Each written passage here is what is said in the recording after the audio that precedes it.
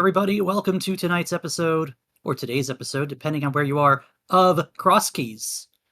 I'm Zeruvi, and joining me today is Adirondack Rick. Rick, we're going to cross some keys. We got two avid CrossKeys players to look at today. Yeah, so we have ZekeHighwind and Andy. You know, when you go 0-1 in week number 1, to take a look at some of the draws that you possibly can, then you see, oh shoot, Andy's 0-1. And then you think, well, this is going to be a spicy matchup. So here we are. These two runners had the seed. This is 100% all locations here.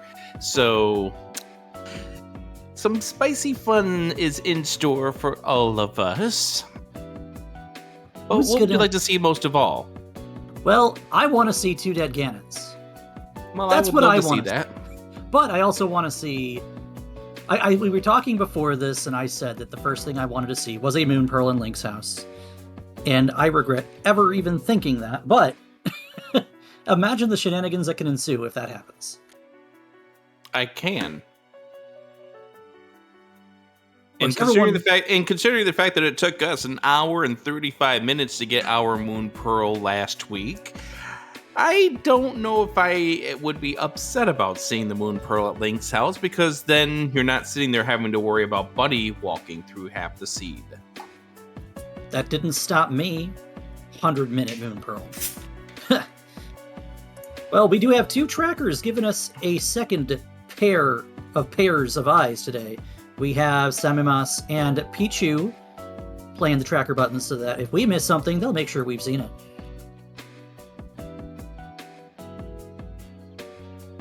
We miss things?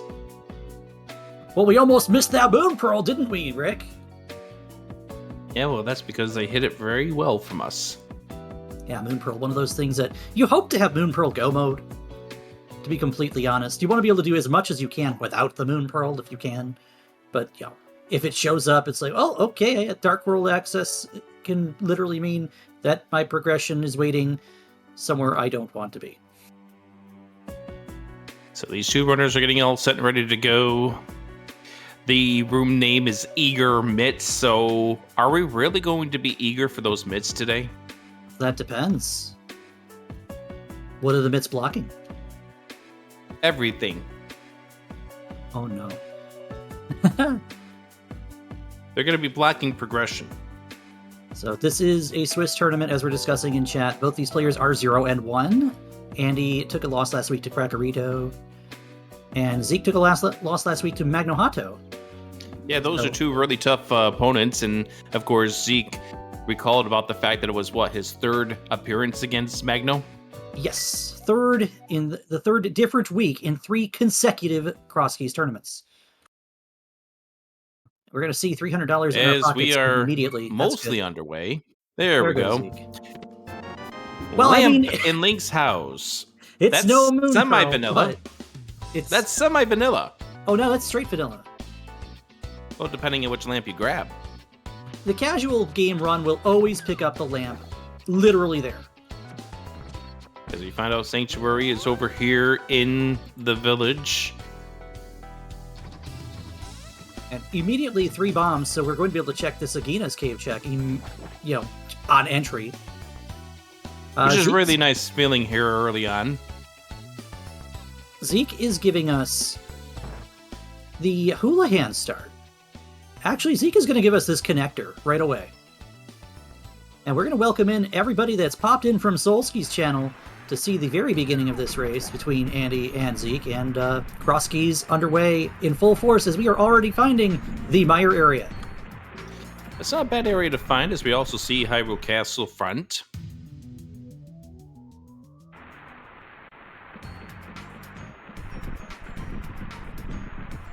It's really nice to know, especially if you end up with an early mirror in your hands, because that spot at the potion shop might be something that players that don't start with Houlihan put off for a little bit unless they see a flute or happen to be in the area.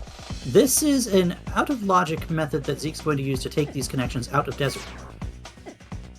We're gonna Dungeon Bunny revive here, and get that map chest in the middle, and go from there, I think. And that item in the map chest could be in logic, depending on where the other connectors go. Yeah, all it takes is one of those two west or east connectors to be in the light world and otherwise accessible with nothing for this map chest to be available for our runners here. Over on Andy's side, we did see Tower of Hera located at the Breadsmith home, and Agate Tower has been located. It's a Town of Towers, it appears. That's 2. Let's see if the third tower happens to be over here. Big key to Swamp Palace in the map chest. Hopefully not something we need to go into if it's a pendant, but you know what? It is one of the more, shall we say, item-rich dungeons in this map. And Andy gets blue mail, and early on, you're not necessarily thrilled about blue mail, more because CrossKeys is the mode where you're going to be seeing a lot of death warps. Yeah, you'd rather see... Ooh, more free bombs for Andy. You would rather see a mirror than a fairy bottle or mail upgrades and a lot of HP, because there's a lot of instances where you're going to want to die and respawn in Link State in a dungeon that you entered in the Dark World, for instance, this desert that we're seeing Zeke do here. There's also a lot of situations where it is faster to just die than to just walk out, as we will see Andy do here in the back of Skull Woods.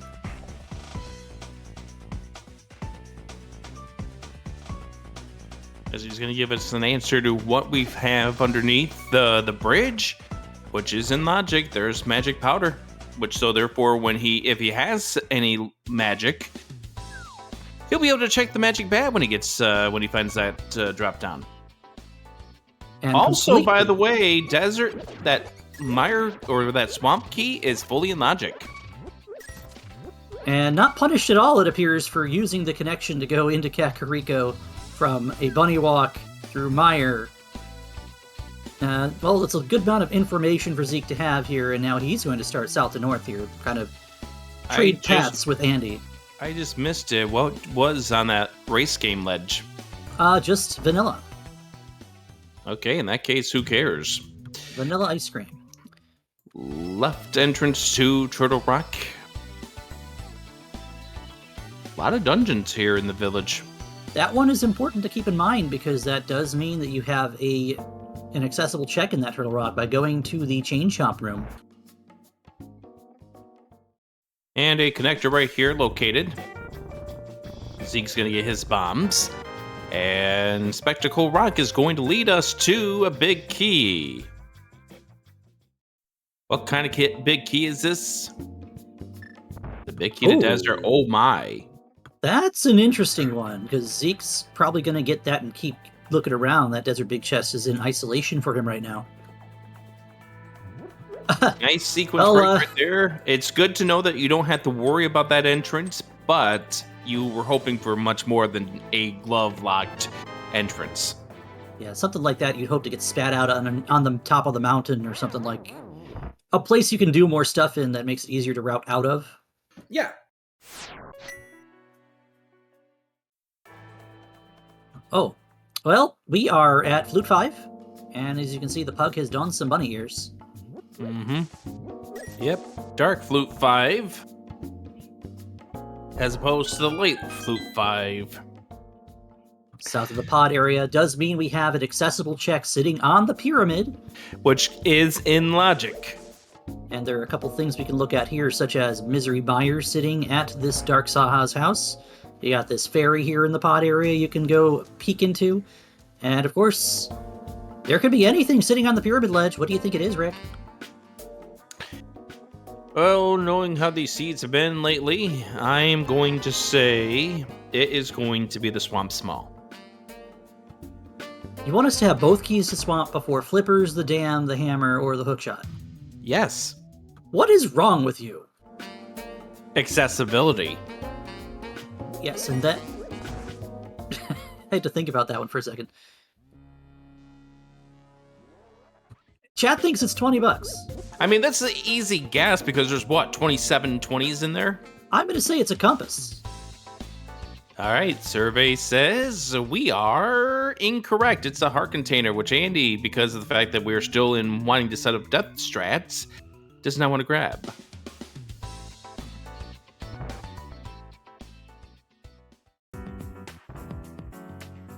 So Zeke is going to give us a look at these two checks inside Hera with his bombs.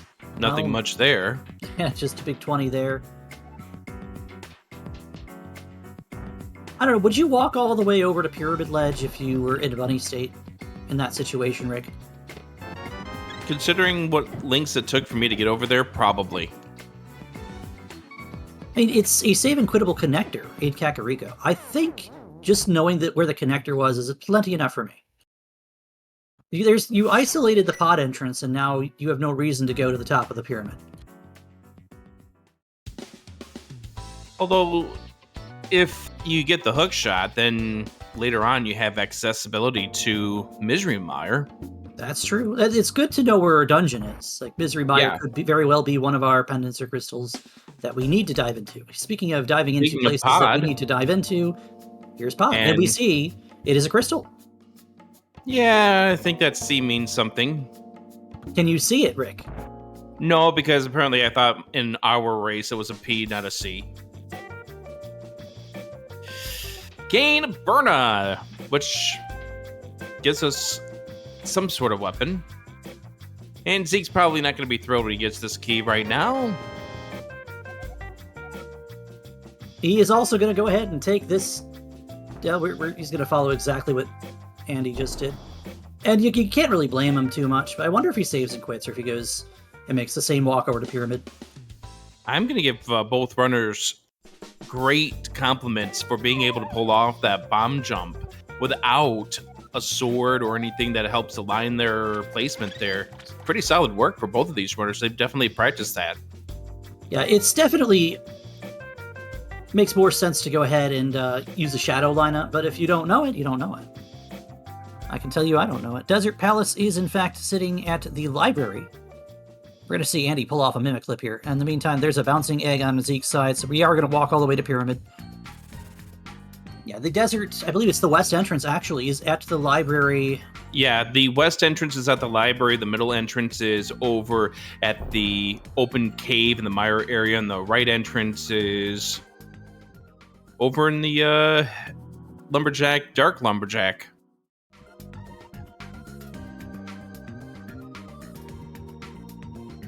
Yeah, this bunny walk's a hard one to not want to just do, even though it's not the most optimal thing in the world.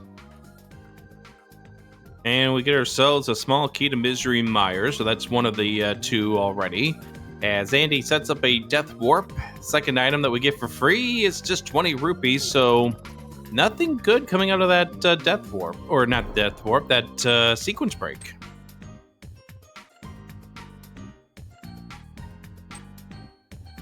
Well, Palace of Darkness is telling us to come back with more keys. Then we get to see what happens to be sitting in this dropdown. Yeah, we still haven't seen Ganon. We haven't seen the well as two of our more important. That's a pretty solid find that your tree pull is that. Zeke is going to grab the... Yep, Zeke's going to grab the heart container as we discover the well over here at Hyrule Castle. Well, well, well. We have 5 items waiting within. And Zeke's going to get the good news that we're just back in Kakariko again. He can continue exploring at his pace. Yeah, this is actually a pretty solid find here for Zeke, considering the fact that he did not get the entire village scouted out when he was here just a moment ago. As we get the big key to Ice Palace. It's one of those big keys you'd really rather have before you find the dungeon that you can possibly beat without it. Pair of big keys, another one. Here's your Thieves Town Small, that's another one. And another small key, this one to Misery Mire. That's 2 Mire small keys already. And people talking in chat about the usefulness of the Mire keys. The one that's really telling is a third one, because that opens up that left side. Yeah, they're really not too important aside from using them for logical purposes to kind of read if the game wants you to go make a check or not. In this particular instance, you only really need one. Right. But it helps to have more than one because it makes your routing through Mire a little more fluid. Right, you could beat Misery Mire without a single key, but having the first one means that you can go right straight to the left if you desire. That's a sad place for the other side of Brothers. We now know where both ends of that are, and it's probably a connector we'll take later, but we can't do anything with it now. And the good thing about that connector knowledge here is that that's a lot easier access to Misery Mire and also that pod entrance that we've left behind when we have to go back over that way.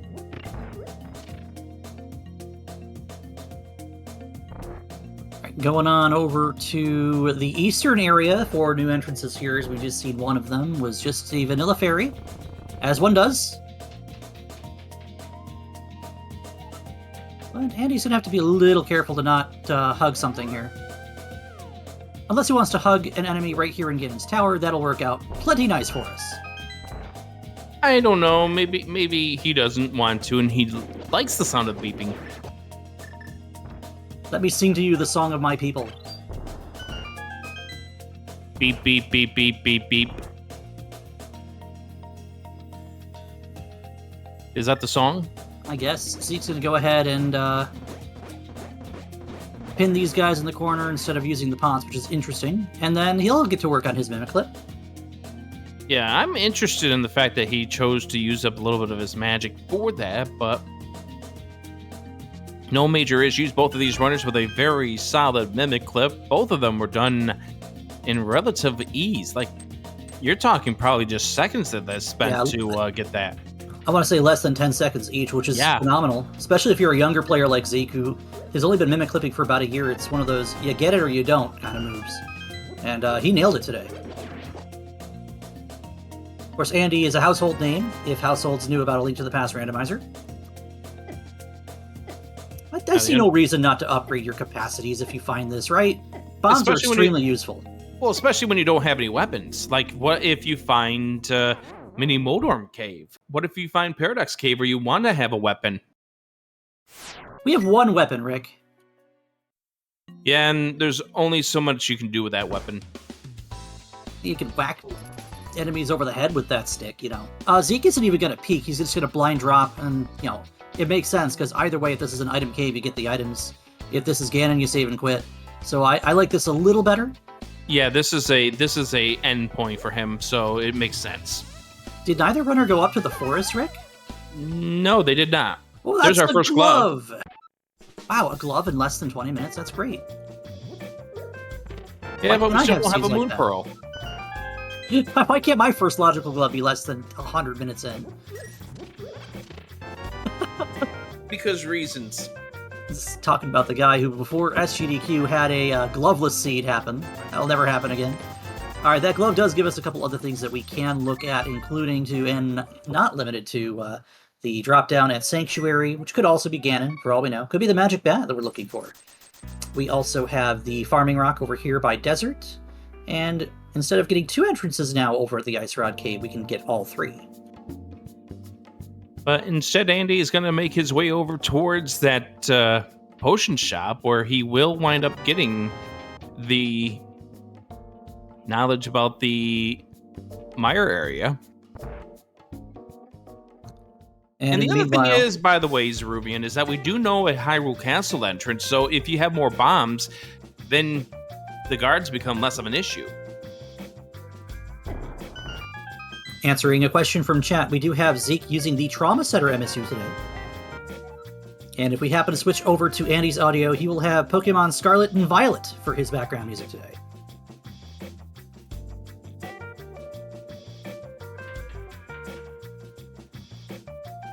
Here's that desert for Andy. He's probably going to come back or not think about it at all. Has he seen the desert left yet? I don't know if he went south of Kakariko. I want to say yes. Trackers will probably prove me wrong here. All right, so yeah, Andy has not done south of Kak, so he does not know that desert left goes to the library at this point. As Zeruvian, we got Zeke taking care of some guards. Yeah, we're going to get half magic. That's pretty nice, because that means that this is a free escape now. In Standard, the game can give you the Cane of Burn and expect you to do this on 1 magic meter. Now you have twice as much magic. And now Andy's going to make his way over towards the other side of the waterway. Now, we did not see Zeke do this, so we get to have a gander at what happens to be here. It is the Thieves' Drop. And within this forest drop-down, waiting for us is a key. But which key is it? That's probably the Hera basement key. I'm just gonna say pod. And there's 6 pod keys, so that's way too easy to ascertain here. Alright, the small key is to Turtle Rock, so I am incorrect. We did get a bottle with a B in it for Zeke over here on the left. Now that one's not in logic because we don't have the sewers key. Yeah, this game will expect you to have the small key to Hyrule Castle to put the checks behind the map check in logic. Not that that actually matters much here.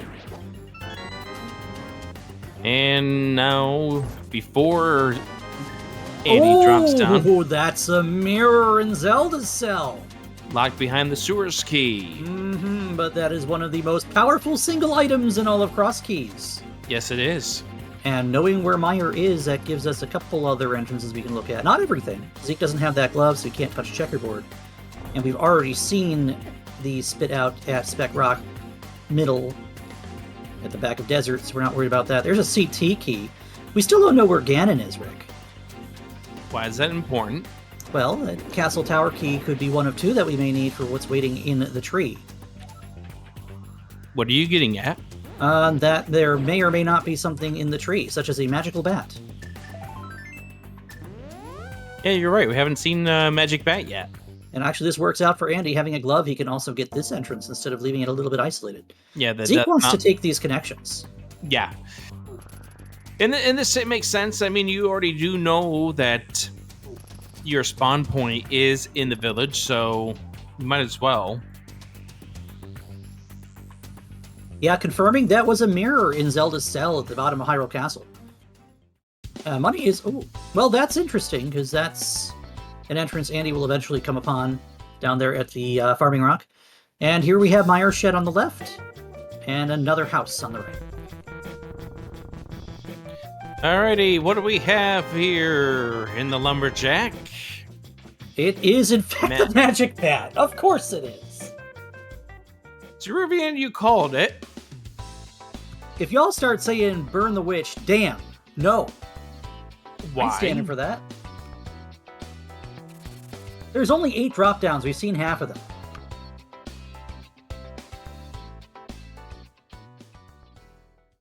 I think Finally we've seen all but seen 2 right now. Actually, you're right. We haven't seen Ganon's Tower. We haven't seen... What else have It's we seen? Ganon's Tower and the Useless Fairy.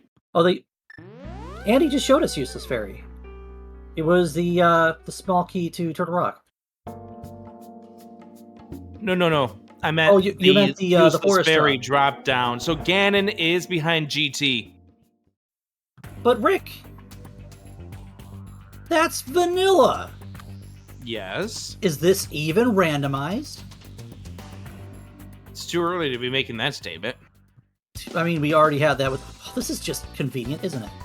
Both Hyrule Castle exits put you on the south side of Hyrule. Yeah, the only unfortunate thing here is that Zeke does not have that glove yet. Yeah, that's going to put him away from going in the direction of the Ice Rod area. The other problem here is he's probably not going over to Eastern area to get that glove within any reasonable time because Mirror. Mirror's exciting. What's exciting about the mirror? All kinds of cross-world checks and transitions and sequence breaks you can do if you know how to look past your own reflection. That sounds difficult. And Andy is trying to set up a death warp here to get to Dark Cross, so that's clever. I like that. Look at this from ZekeHighwind. He is going to take advantage of this mirror immediately. Going back to that Witch's House connector to go mirror back to Desert. Get a couple extra entrances there. Yeah, unfortunately, this is going to kind of make the isolation of the checkerboard entrance. Yeah, it does, unfortunately, isolate checkerboard. On the other hand, Rick, you happen to remember where that one connector put us out? No. There is a non-zero opportunity to go ahead and take advantage of our knowledge of that area to go check the Flute 5 entrances and get our glove. Yeah, but you're already one away from that area at this point. Then you still are like, when do I get back to the checkerboard entrance? You're talking about the checkerboard entrance. I'm more worried about the pod entrance. He might take this all the way to the top of the castle. And honestly, I don't know if Andy does anything different here. Actually, he might go through desert, too. I don't know. Here's this neat little mirror spot that I like. You're concerned about that pod entrance, though. Well, I mean, once you get a Moon Pearl, that pod entrance is really hard to get back to. Because you have nothing else in that entire area. Our B got upgraded to B+. Thank you for doing extra credit, Zeke.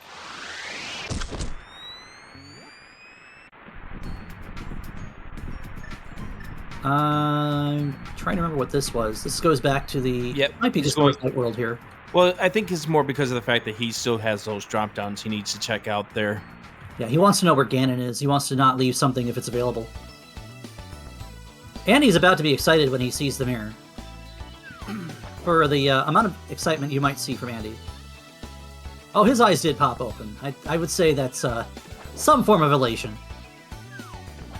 Not enough. No. It's like a, well, that's not logic. Okay, moving on. What is logic?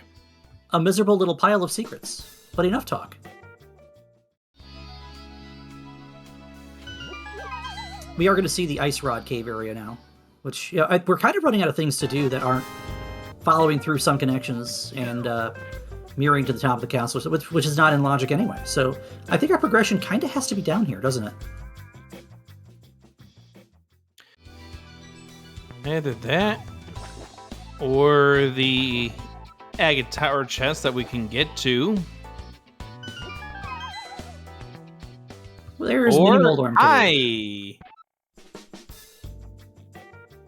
Oh, did Zeke unattendedly?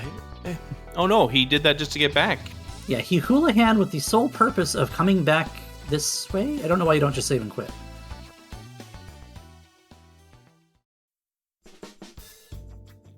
Oh, the Cane of Samaria.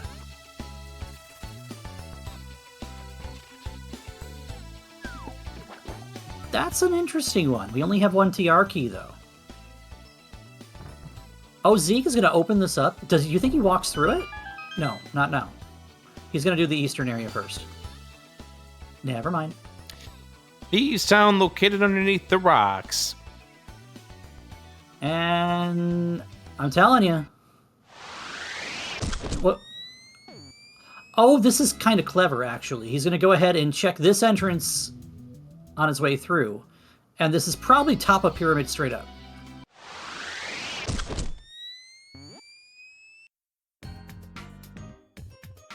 Oh, I stand corrected. He wants to take advantage of having this mirror. He's going to go ahead and get this and his glove. Yeah, this is good in the fact that it will lead him to the glove as long as he doesn't get myrtle-dactyled. Get the hell out of here, you spear-nosed bird. Alright, he's fine. He's got a mirror. Just gonna go ahead and... You think you throw the B+ here? There's your Moon Pearl! And with that, we have quite a bit we can do now.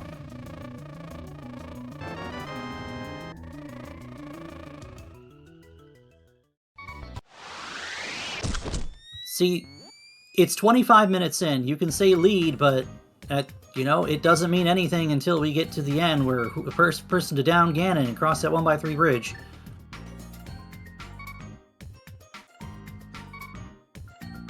Zeke, I don't understand this.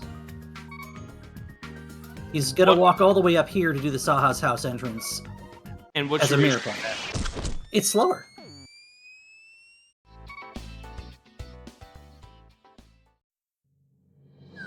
Oh, we also have a check in Ganon's tower with that Cane of Samaria in hand. I mean, yes.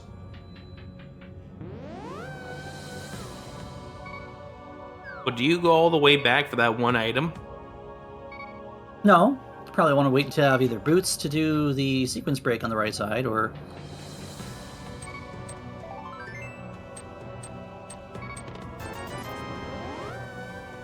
Yeah, interesting to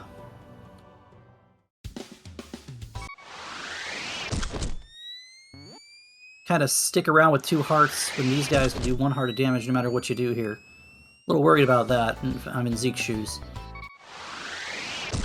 That is a connection that we can take. And we're not going to, because Zora is in fact in logic here and is probably a little more useful information.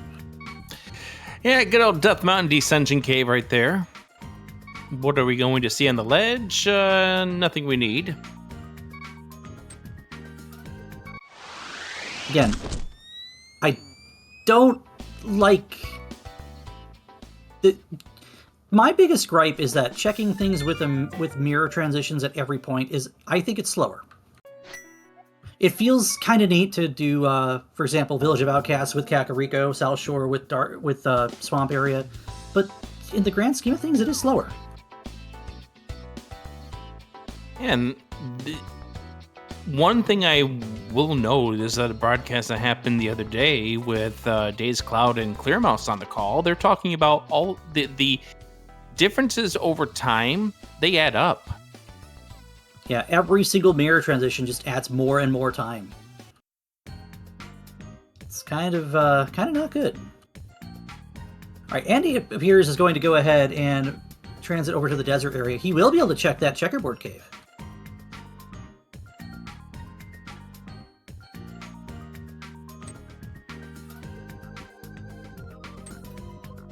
What else did we see that was in the mire area? We saw that main desert, which doesn't do anything for us here. Yeah, I've got a couple of items inside of that desert entrance that weren't really anything essential.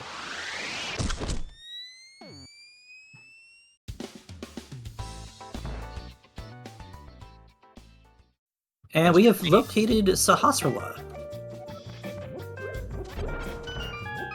Sahasrara tells us that our green pennant is Desert Palace.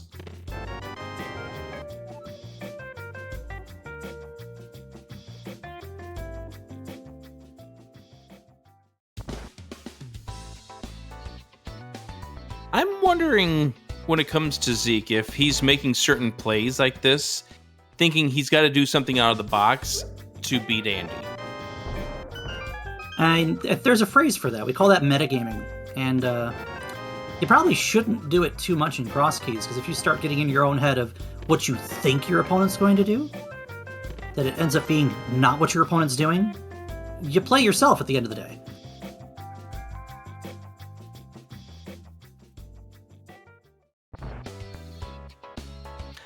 And chat's pointing it out, Zeke is creating a lot of orphans the way that he's currently routing things. Yeah, at this point in time, Zeke's got that whole thing going on where he's doing everything he can in an area, but never having what he needs to go do everything in a spot. So we see 2 keys is going to allow us to do quite a fair bit in the back of this Palace of Darkness here. But it is taking him away from his Moon Pearl for the moment. By the way, Andy didn't find anything inside the checkerboard entrance, so Zeke is not punished by that.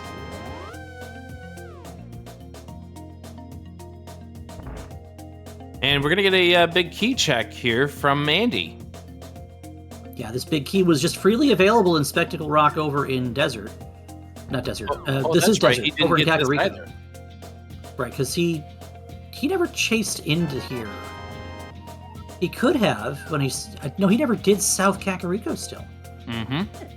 So this is brand new information for Andy. Yeah, Andy does not know that one of the entrances to the Desert Palace was right in the Southern Kak village. Fire Rod! Oh my! Probably important. And we've seen in this past week, in the first week of this tournament, even high-level players can kind of space a check. And when you miss one check, that one check is a big deal. Now that we're in the second week, we might see it even more. Is that vanilla? That is straight vanilla. And you saw some punches from Leafeon at that chest that had my single arrow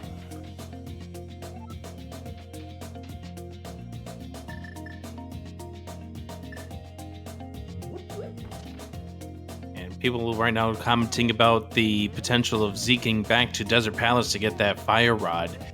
This is where you're going to need to see the Desert Smalls show up at some point. Give them a better reason to get in there.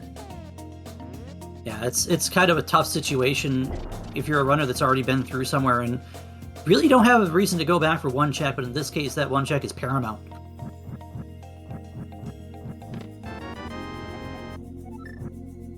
Meyer map.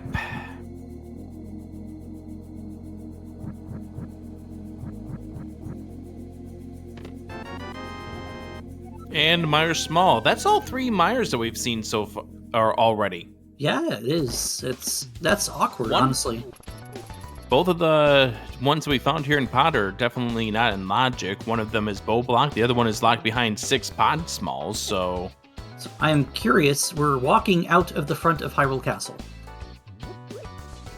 And we're showing a screen that we don't typically see. We're walking out for Shovel. Yeah. Why not just save and quit? And now with Andy with the Moon Pearl is going to be able to check these areas here. We're going to see our first actual access through the Dark World with a known connector that goes up there to Lumberjack. And we're going to see what the shovel has for us. It's another key. GT.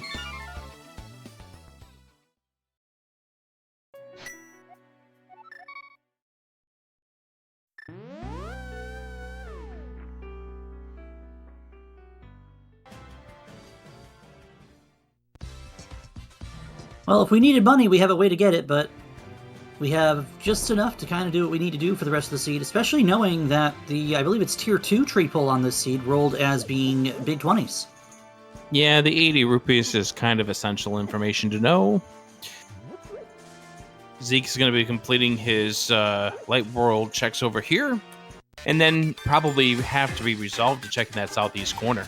Yeah, he's probably going to last locate his Moon Pearl at this point, in and out of Logic, because there's not much else he can really do. Oh. At Graveyard Ledge. Oh, that's a lot of checks. That is 7 chests that we can open here.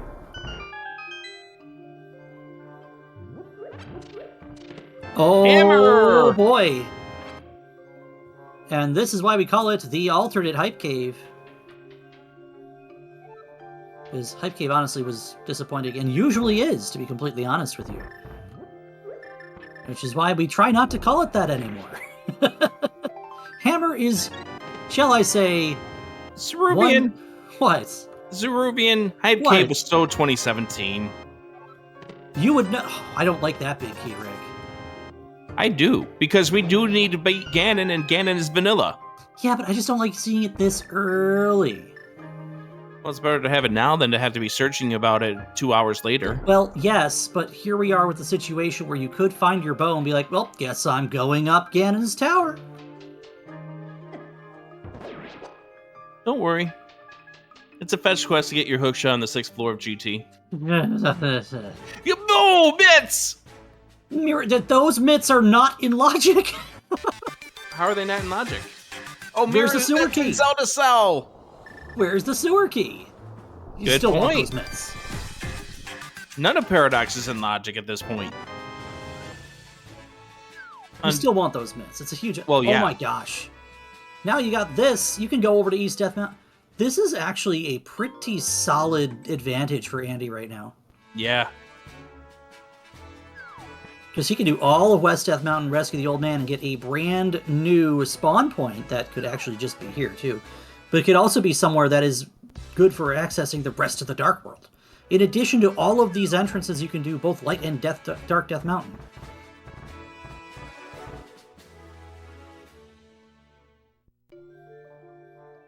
Now we're going to go ahead and check some of these locations on the map, and one of them will lead us to the Old Man Rescue. Right there. Yeah, it's a pretty good spot for that.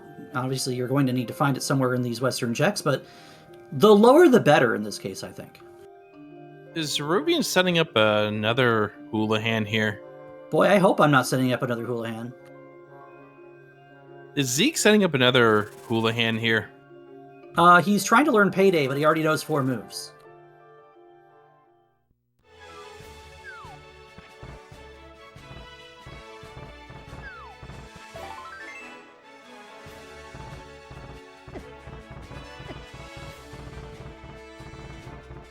Yeah, Zeke is last locating his Moon Pearl, but he's also Yeah. creating havoc for himself by... there are situations where walking from place to place or taking transitors like Houlihan are not faster.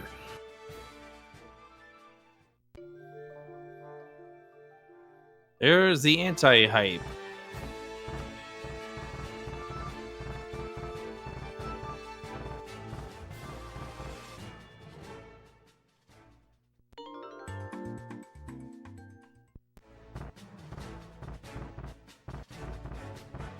So yeah, this is pretty much the last 3 locations opened up to Zeke at this point that are not having to bunny walk. And yeah, and again, that Moon Pearl is giving Andy a ton of information, a lot of things to do.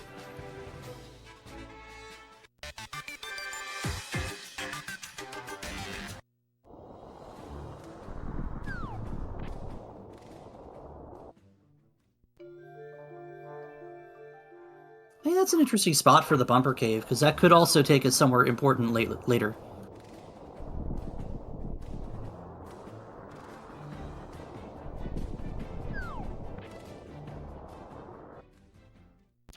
hey, Ice Palace, and it's a crystal.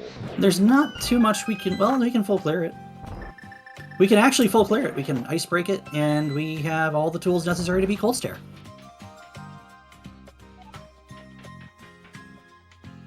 And as you can see from that that letter C, that Rick can clearly see and read in the top left corner of Andy's screen that this is a crystal. Tell me more.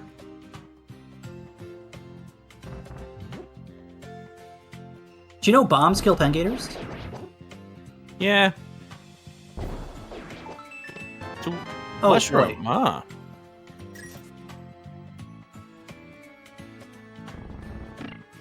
And Zeke needs to be kind of perfect with his bombs. He does have Kina Burna.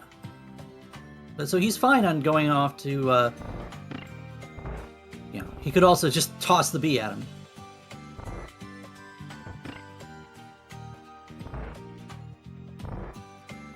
So I'm thinking about what Zeke could possibly do here from where he is that would give us something different than what Andy's doing. And the only thing that I could think of there was the... we had that flipper block connector, the descent cave, sitting at the waterfall. And it looks like we're not interested in doing any flipper checks at this time.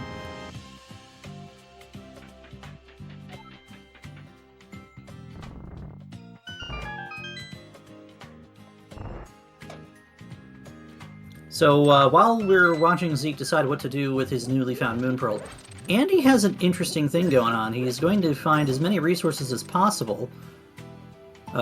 Yeah, flip that switch there, buddy. To be able to take a shot at Cold Stare here, because as you can see, no sword, no Bombos medallion, nothing in his bottle, and less than half a magic meter. With half magic, oh, we're gonna be fine. Never mind. These guys are in the full val. Game, would you stop putting things French vanilla, damn it? Game says no. Speaking of bombos, there it is. Yeah, but we don't have a sword to use it. The seed is not swordless. Andy just happens to not currently have a sword. He does now! Oh, damn it! He does now!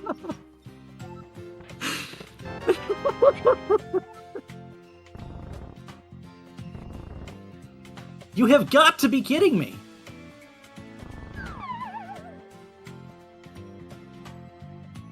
Okay. Ruby? Adirondack Rick? What else are we going to find? I think we're gonna find a Cold Stare. What do you think? Oh, we're going to Hera Basement. I don't see. No, I don't like this at all. I seriously think this is Zeke thinking he's at a point where he needs something to turn up in a place that Andy's not going to check. And well, it's a little early to be making that, but here's the thing I think's going on with Zeke. He knows he hard last located his Moon Pearl. So now he's finding a seam, but he's also chasing what he broke in Logic. Like, this is a coverage play, and it's also a play you do while you're here. Like, you're going to walk past Hera, you might as well go to Hera Basement if you have the small key and the fire source. The problem I have with this is you're going to now need to go to Desert, get your Fire Rod, and go out the other side to start playing in the Dark World, I think. Which he can also do from here. Well, that is a red boomerang. That's not exactly what we wanted to see. But we'll take it. Stun item is pretty nice defensible item that we would rather have than not. Alright, so when Zeke comes into this Ice Palace, he will be able to use that Bombos medallion. Well, and Andy not needing to do much with that sword, because the Fire Rod with half magic kind of makes this a little too easy. Alright, so Zeke is going to get that Fire Rod. And that is our first crystal on the board for Andy. And between either of our runners, that was an extremely well done Cold Stare, as you might expect from a player like Andy. Yeah, I don't think he was really sweating out that fight at all. No, if anything, that looked like a just a regular Sunday afternoon for him. Speaking of, if you're joining us here on this Sunday afternoon, thanks for tuning in.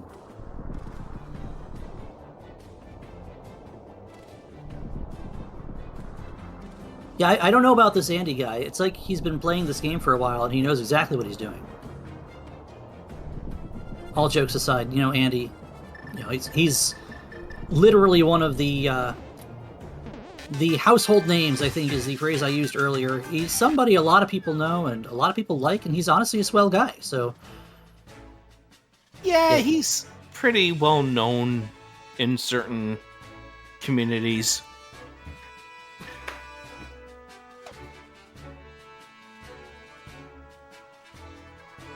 And there's the H word in chat. All right, we are going to see the Dark World map. Not sure why we're map checking. That was a red pendant on, red crystal, on Ice Palace, by the way. There's always different schools of thought here when routing East Death Mountain dropdowns. Hey, that is awkward. I don't know why you don't just go around and get the other drop then.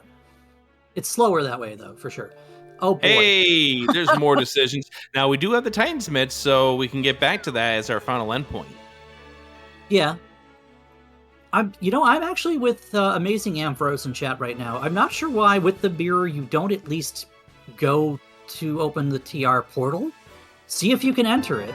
If you can't, you still get Super Bunny, and you can choose whether to drop down or not. True. You still get these two entrances at the bottom either way. You would add 2 additional entrances that don't cost you that much time for more coverage. That's all I'm thinking about. Yeah, and we know this how... was, Paradox for Zeke? Yeah. Yeah. Which is where he's going to get his hammer. Yep, and he's actually going to be not too far behind Andy in terms of where we are, not necessarily in good shape with the entire Ice Palace behind, among a couple other things. All of this will lead him towards Ice Palace, though.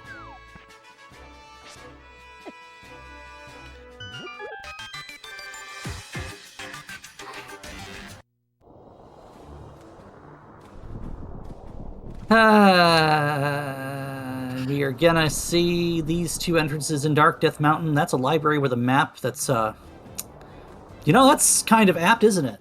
A parchment sitting on the top shelf, and a shop. So now the only feasible play you really have here is to go around and drop through, Rick, what's this cave called again?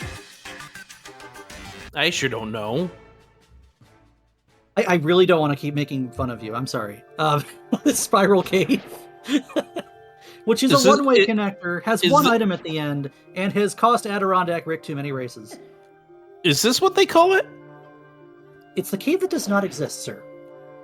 It's the it's the Resident Sleeper Cave. Zeke's just diving right into this cave, by the way. That's spicy. We didn't see West Death Mountain at all from Zeke. Yeah. And we have no idea where this is going to turn us out. I hope it doesn't put you somewhere bad. How about up on the top of Bumper? That could be spicy. But that color palette looks more mild to me. Oh, it is the good bee cave, so we won't be taking advantage of that in any way. Oh, well, now I think you do either Skullwoods or Village of Outcasts at this point. With that Skullwoods big key, I would be hard-pressed to skip it.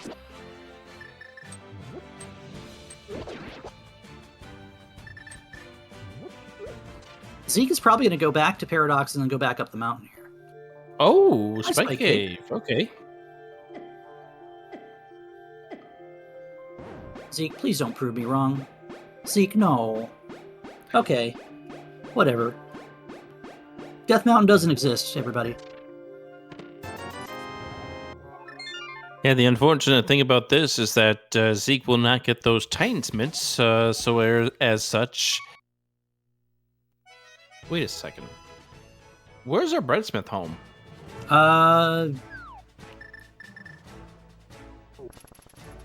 Chat, we saw the Smiths, right? Where are they at? We have had to see the breadsmith. They're at Ice Rod Cave proper. I'm like, they have to be somewhere South Dark World, because we saw everything else was checked relatively early. Zeke is putting himself in harm's way, and he is now Wallmaster. Okay. We've gone back to Mimic Cave, since that hammer was relatively easy to get to, and so was this, and we've got ourselves 3 bombs for our trouble. Woo! All right, take 2. Much smoother. Less chaotic. Oh, it's still chaotic, because this play is silly, but... You don't see a connection up Death Mountain and not at least rescue the old man.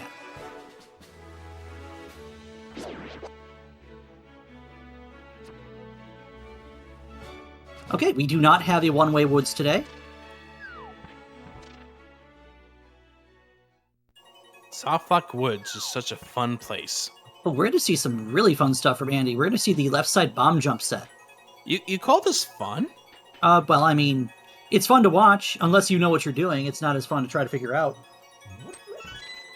All right, so what exactly is Andy doing for our viewers?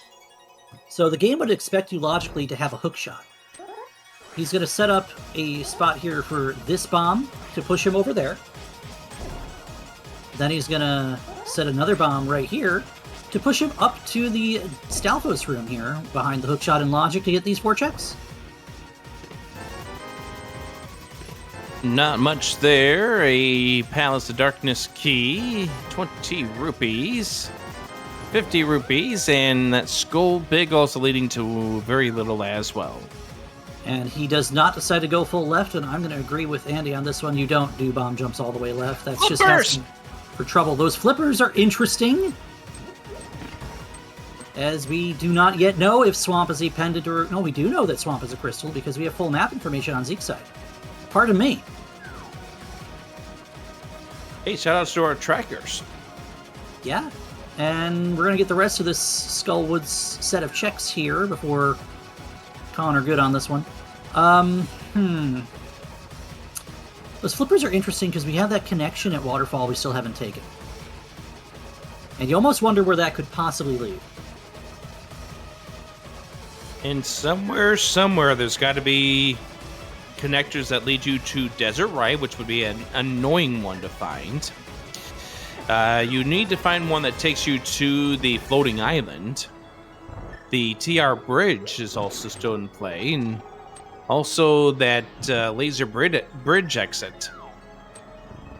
Yeah, those are 4 entrances that have to be accessed through a connection. The game has to populate them in some way, because we are playing with all locations accessible instead of 100% inventory, so we have to be able to get to every single item in the game in some fashion.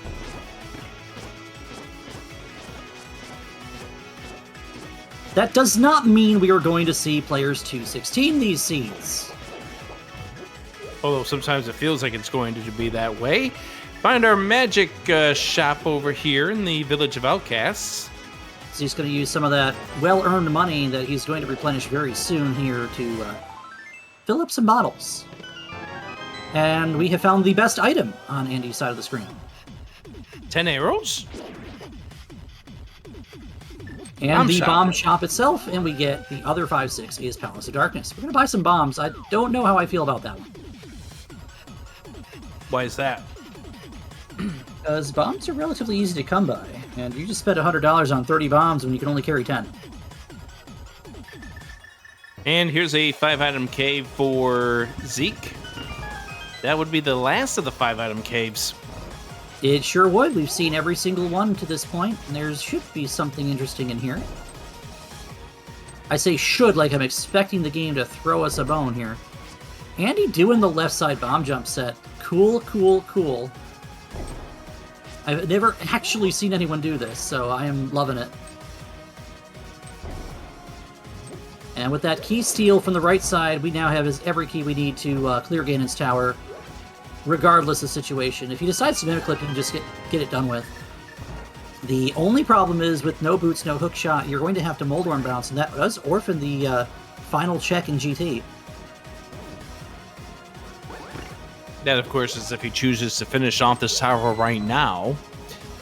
And it could be faster later with more gear. TR front. The problem is with the only thing that's keeping the top from not being at least something the game may expect you to do is not having a bow.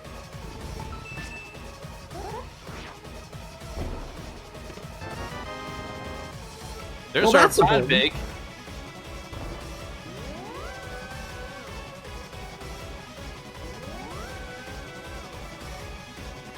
And Zeke, having found the front of Turtle Rock, is going to give us 3 checks so we can make in here. These 2 blocked by the Fire Rod and the Cane specifically.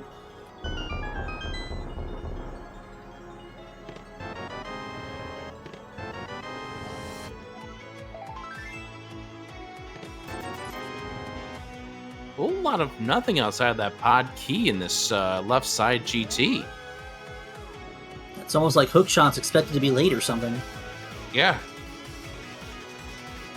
That's another entrance of items that we haven't seen yet. 4 items in Hookshot Cave have not come available to us yet. Which we haven't seen the cave or the hookshot.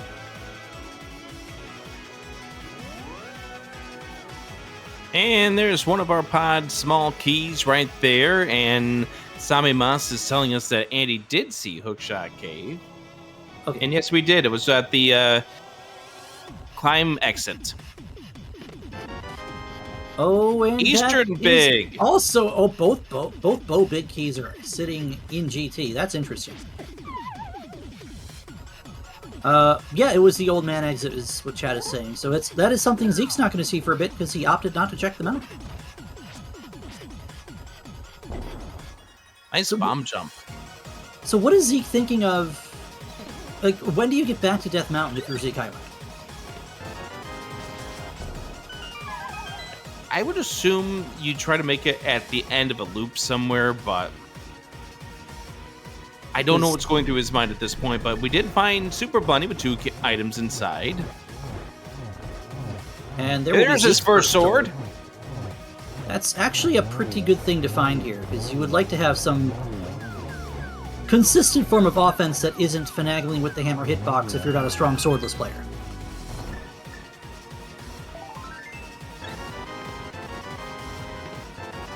Wow. Outside of those 2 big keys, not much inside this GT, and Andy will not climb at this point.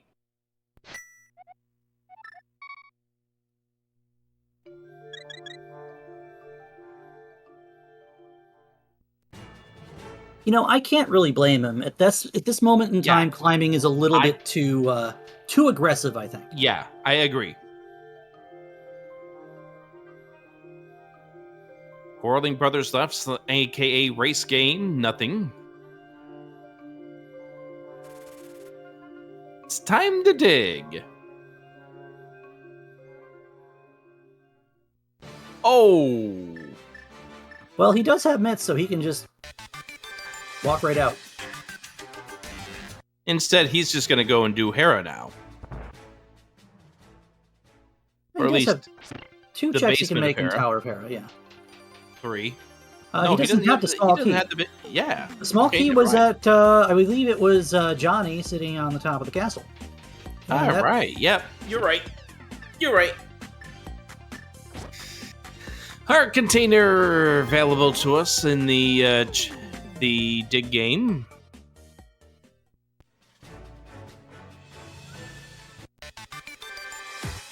That was one of the higher dig game counts. K45 is... Thank you, game. Thank you. Yeah. That's not a lot of help. All right, so this will give Andy the ability to check a lot of these checks that we just saw from Zeke. Big key to Meyer, which we can't do anything about yet. Now, Misery Mire is there. It is a pendant. We probably don't want to go in. It is 8 items if you do. We do have the means to defeat Vitreous, but we do not have the means to get in unless we see the hook shot or the boots.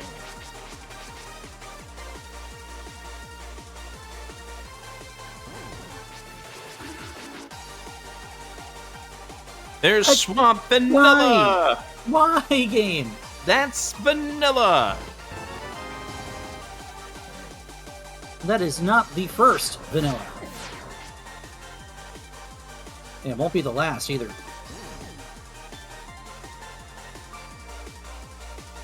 Why are you asking him why is that there, though? I mean, the game has to put it somewhere. Believe me, I do not mind Swamp being where it is on this seat. Because it means it's easy to get to from a save and quit. On the other hand, where the heck is the dam? Hell if I know. Zeke is saying no to Eastern Palace.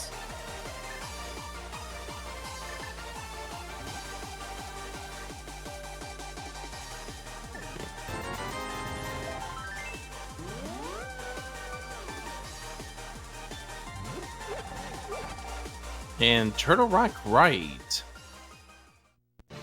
That is another big key we have not located yet, too. So I'm taking a look at things right now. The only thing that we haven't found is the back of desert. Oh, there's a small desert! All right. Fun stuff, game. Fun stuff.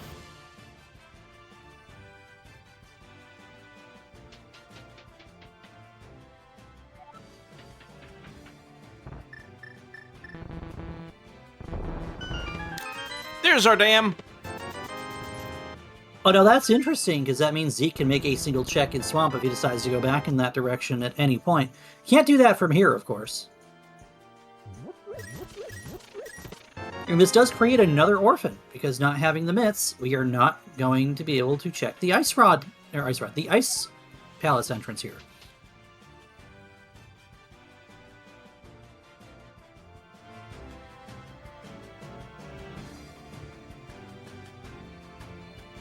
We should have a couple single item caves still hanging around too. I'm just not sure where we haven't seen. There's only a few other connections that can take us to TR Bridge. There was one drop down that Andy did not take on East Death Mountain. We didn't see Dark Death Mountain. Well, the top of, we've seen the bottom. I want to say there's probably still K45 out there. I'm gonna say the Hammer Pegs is also out there still. I thought we saw a heart container in Peg Cave. I thought Zeke picked it up and Andy that did might not. be. Maybe. Skull Woods back entrance is what we have not found. Oh, no, we have found that. Yeah, we have. Desert. That was easy to get to. It was relatively early. Sick kid.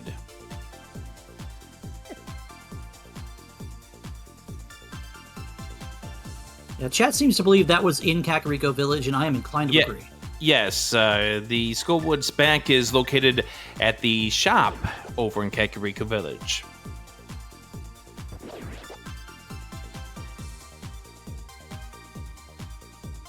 Yeah, calling the lazy kid Money Kid for giving you $50 is more like Allowance Kid. He's not exactly rich, but he's not pocket lint either. Here Zeke goes to check the pod entrance. This was one I know you were afraid that he wasn't going to get back to for a while. And not just Zeke, though. This could take Andy to get back to this, if it happens to be anything. Today, it is a single item cave. It is the Chicken House. Yeah, that's right. We haven't seen this one yet. It's a very forgettable entrance, to be honest. That's why. The very, very forgettable heart container. All right. So Zeke starts at his house. Where are we going to go to next? I'm going to say back to Dark World.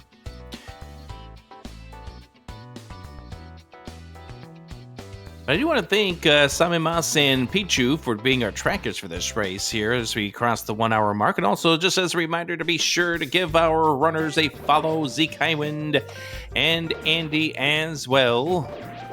Phenomenal people here in the community. And also the wonderful Zeruvian, who said, "What are you doing on a Sunday?" I said, "Not much," and here I am, talking about this race together with the great Zeruvian. Great.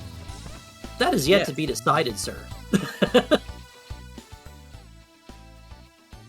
Should probably give this Rick guy a follow, too. He does a little bit more than A Link to the Past, and he's pretty good at everything that he does. Tunnel Talk in chat, our restreamer today, giving us the mediocre. Ruby the mediocre. We'll go with that. I might actually make that an honorific title somewhere. I'm not sure how that's going to work.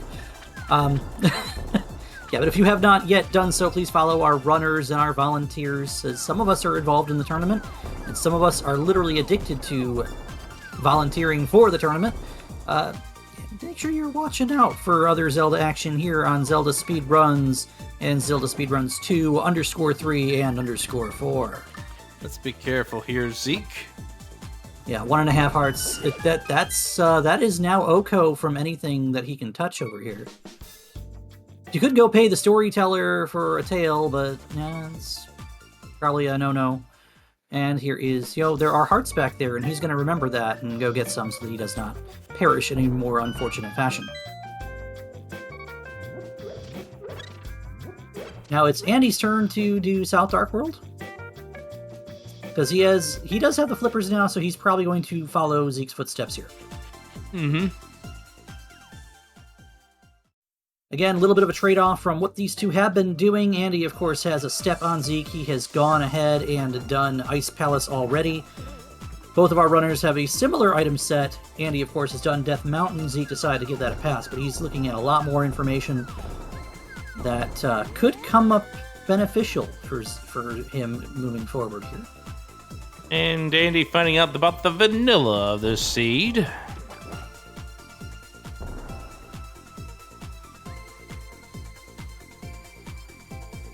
Now, if I'm ZekeHighwind, the last thing I want to see, I think, right now, is a pair of footwear.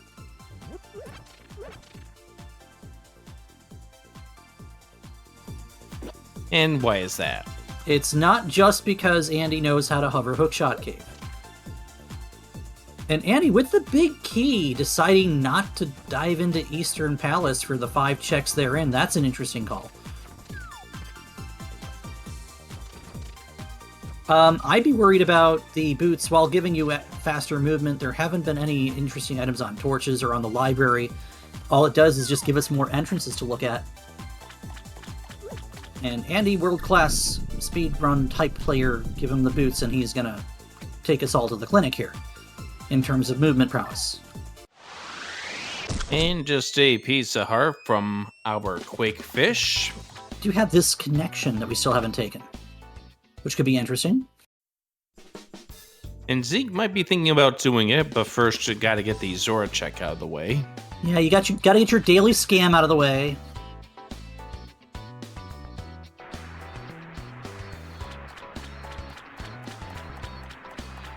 Or if you play more than 1 seed a day,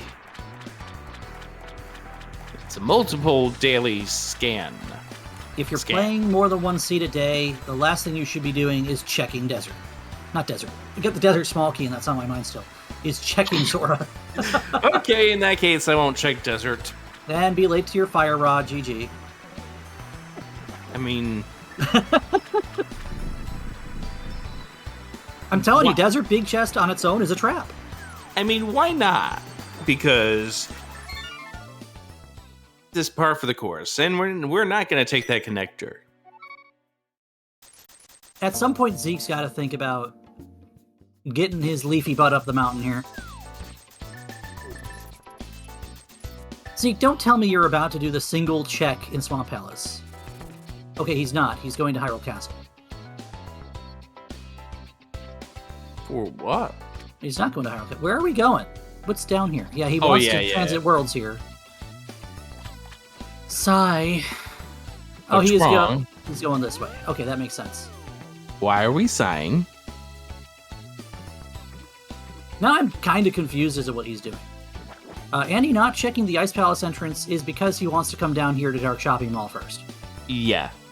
Because if you go into the Ice Palace portal, you cannot get back out in the Dark World. And we know these 3 entrances are nothing, but Andy doesn't know that. You don't want to leave those 3 behind. He knows that now, and you guys can't see his face cam, but on our side we saw the little roll of eyes and shake of head when he got absolutely nothing. Yeah, you usually expect something over there in Dark Shopping Mall. And yes, we are checking Bombo's tab, or not Bombo's tablet, we're checking the Bombo's medallion opening here for Meyer. Like checking Bombo's tablet with what book? Where'd you learn how to read?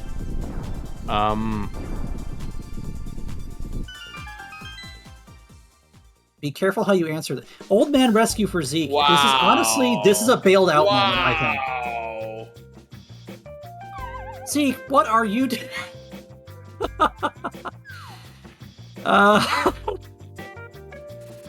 Zeke, please. So you asked, where did I learn to read? Are we gonna get a life story moment from Adirondack Rick? Yes. So okay, let's hear it. The menu at Denny's.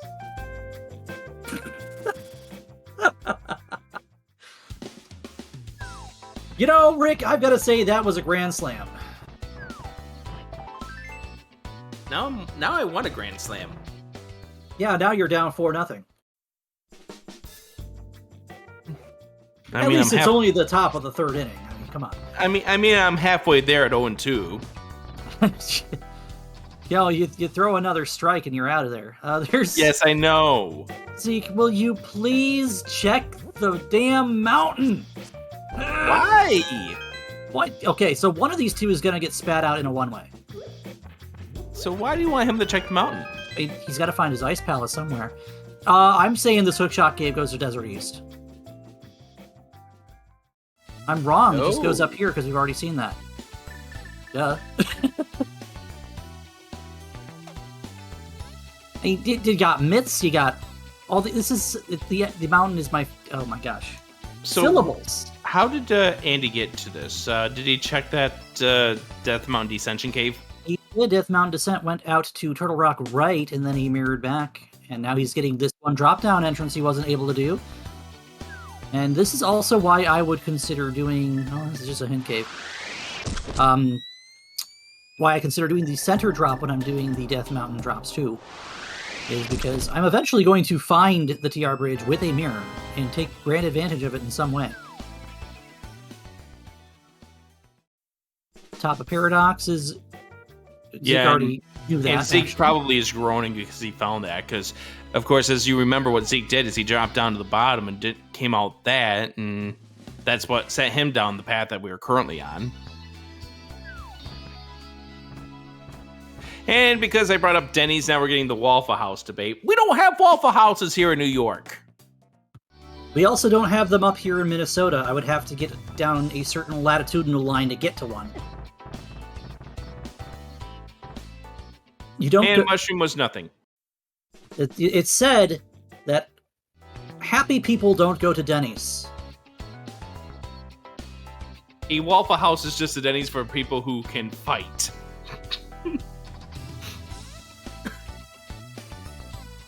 I did drive past an IHOP today coming back from lunch. Anyway,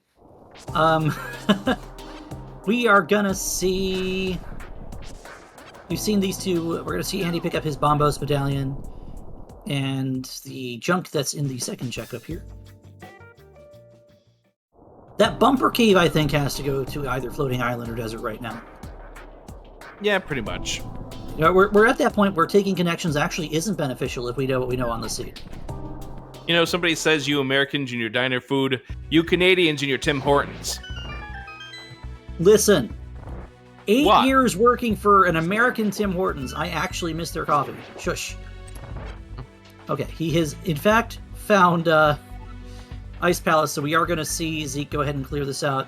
Meanwhile, Andy's going to go ahead and finish up Skull Woods.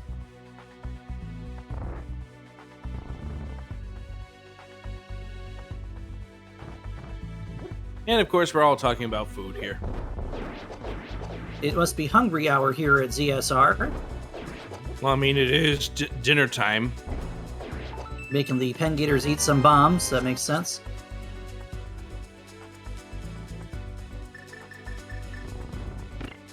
Fun fact, if you are from Canada and you know that Tim Hortons is primarily a Canadian-run company, they have opened a store up in Columbus, Georgia.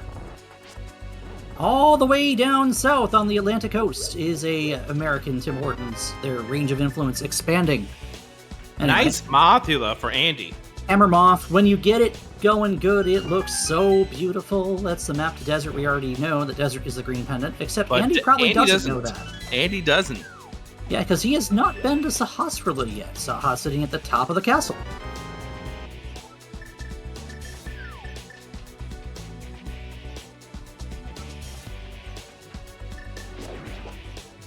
I need to apologize to ZSR for this current conversation.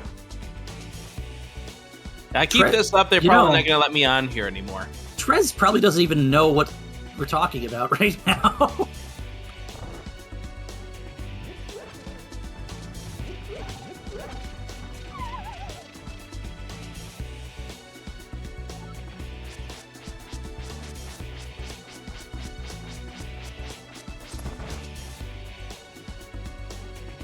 So oh yeah, that's right. We got these Turtle Rock checks that we haven't checked yet. Yeah, because I mentioned earlier that Chain Chomp check can be put off for quite some time if you have nothing to make it comfortable. And well, Andy has no reason not to check it right now.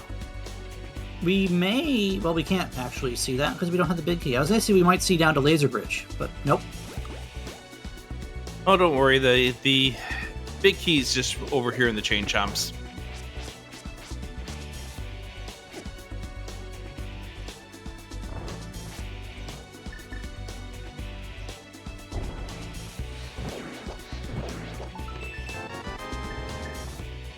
So that is one thing that is going to be interesting for Zeke, is he does have this slight sword advantage for now. Andy will eventually go find his Super Bunny Cave, and I believe it's actually right up here, and he will get his second sword.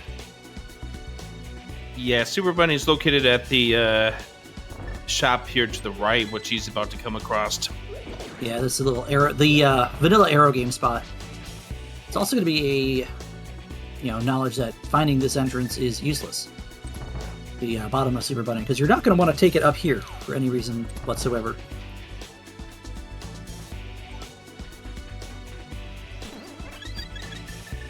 I don't know, I'm at that point of, You're at that point of, I'm trying to figure out, what does the seed want our runners to tackle? There's that castle tower entrance we haven't seen still. That really is one of 4, potentially 5 entrances that I don't have marked off right now.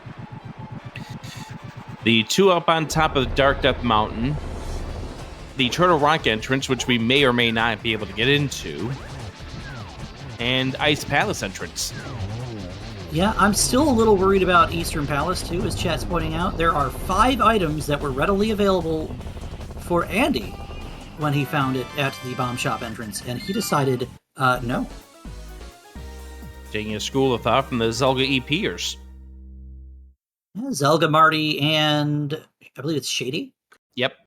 A good league team that all say no to Eastern Palace when it comes available. If you don't have the big key and a bow, you're not doing it. Yeah, but the thing is Andy has one half of that. Yeah, and the bow could just literally be standing inside the... It could be vanilla, for all we know. It could be. I mean, we've already seen one vanilla item. Chat pointing out we also have Smith Chain, for the amount of fun that would be. Zeke is going to give us this Turtle Rock entrance, thank God. And Andy is going to do the start of the Smith Chain. And we're getting down to slim pickings here. There's not much we can do in Logic right now for either side. They've kind of bottlenecked a little bit. Yeah, and that's kind of where these seeds go. There usually turns out to be that bottleneck. The question is, how fast do you get out of the bottleneck?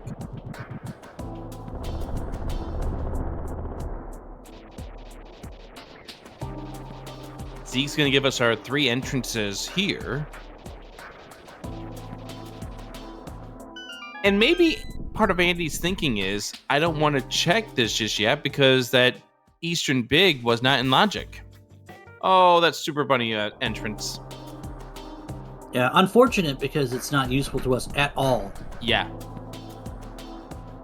But fortunate because now you know that if your opponent comes up here, they'll also waste their time. In the farming cave, we're going to see the first check of swamp. Bye, Breadsmith. Bye. Oh, that's right, Fairy Ascension. Oh my goodness! Put it back! You put that back right now, Andy. Okay, that's 2 vanilla items. Fairy Ascension, by the way, is another connector we hadn't seen. See, here's the promise. Now it's Hookless Swamp.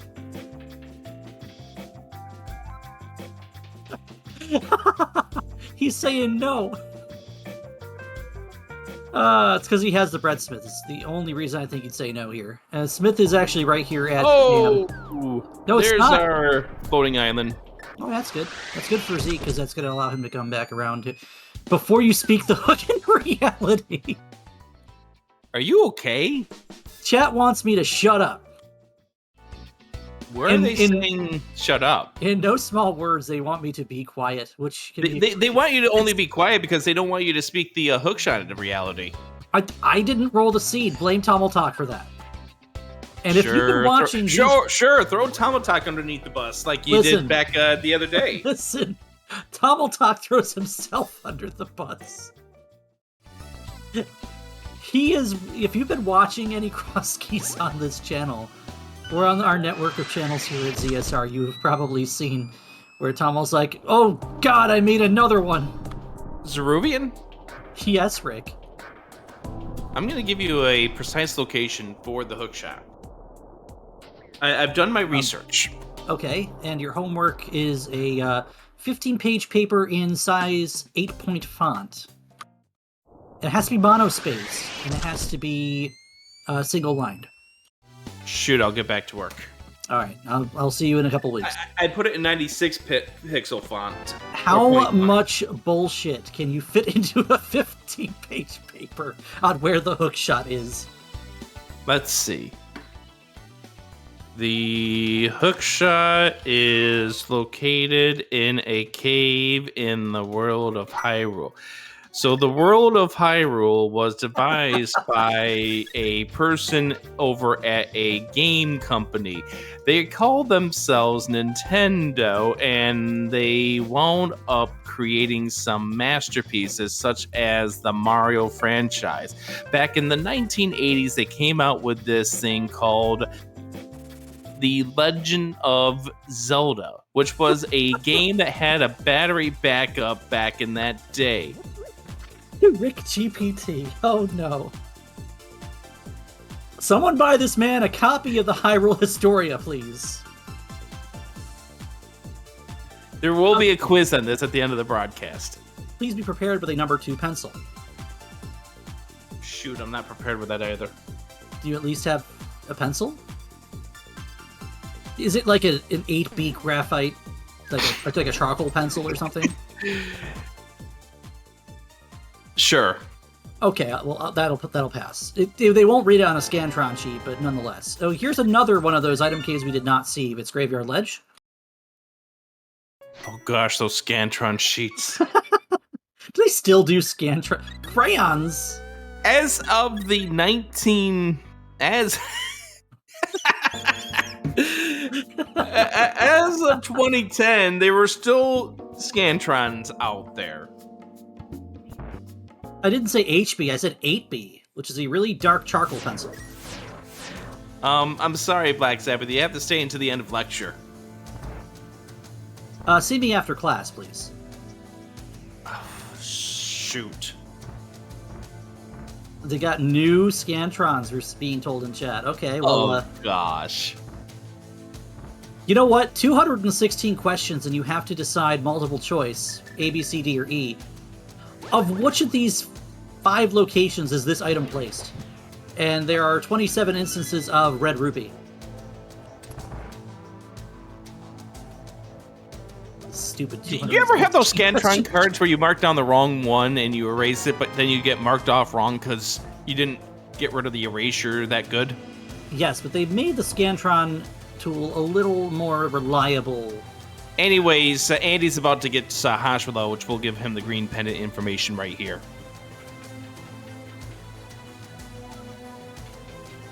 Or he already knows that information and won't even bother talking to him. I mean, he's got the map to Desert Palace. He's got another map that you don't need for any reason whatsoever. Honestly, he has enough information that he doesn't need to talk to Yeah, Zaha. he already did. He already did the Light World map check, so therefore he doesn't have a reason to, but still 3 items inside. Here we go. Andy, you have a Master Sword. Why are you using the cape? Just saying.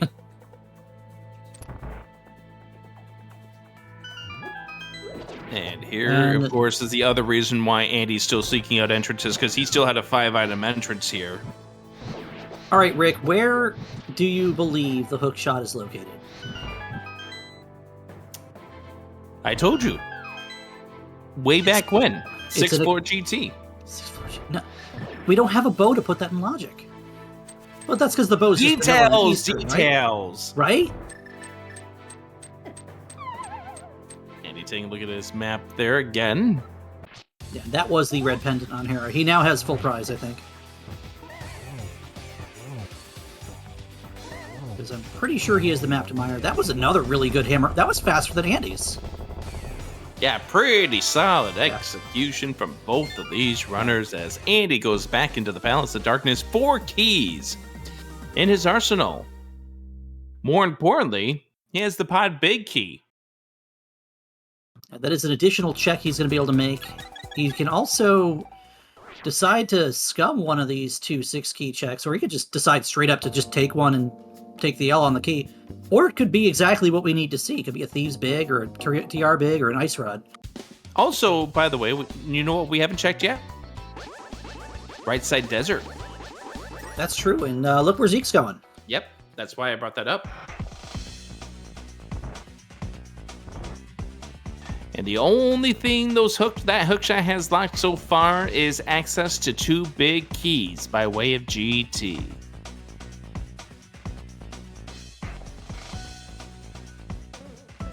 That we know of course.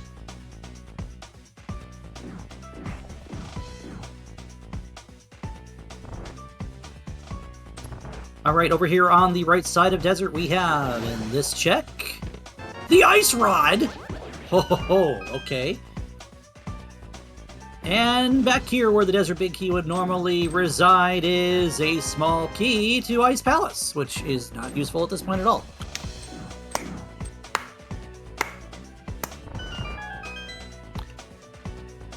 Now, pretty cool, honestly. Those 2 checks happen to be where they were in the fashion that they were. I think this is Zeke going back for checkerboard entrance right now.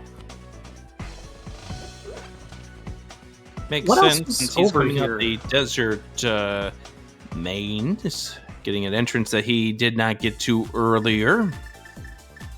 So I think we're slowly getting down to that Eastern that you had been complaining about earlier. That sounds like that's going to become a bigger and bigger thing. And welcome from our sister channel Zelda Speedruns to those of you watching the NMG League. We are playing CrossKeys today. Well, we aren't. These 2 are. Hey, you don't know what I'm doing later. I thought you were talking right now, though. Well, no. Right now, ZekeHighwind and Andy are playing CrossKeys, and we are here along for the ride. Hi, Zeruvian here with Adirondack Rick, Tumble Talker, Restreamer, Sebimoss, and Pichu10U are trackers today. And yes, you did read that correctly. This is a 0-1 match.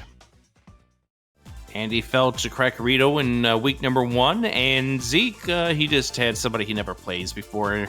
Some Magno Hado guy. Yeah, Zeke has never once played Magno ever in his life, not even once, except that it was the 3rd time that we can say that. Rick, you had a game here yesterday. Yes, I did. Of course, And you have one tomorrow night, too. You know, I do. I do, in fact, have one in approximately 24 hours from now. In fact, I would expect my race room to open right about now. Shh, Tomal. I think he's conspiring something now. I do have a game tomorrow against... somebody you need to send help for. Yeah. I will be asking for help after the seed, I'm sure. But I think we might both be asking for help to be sent.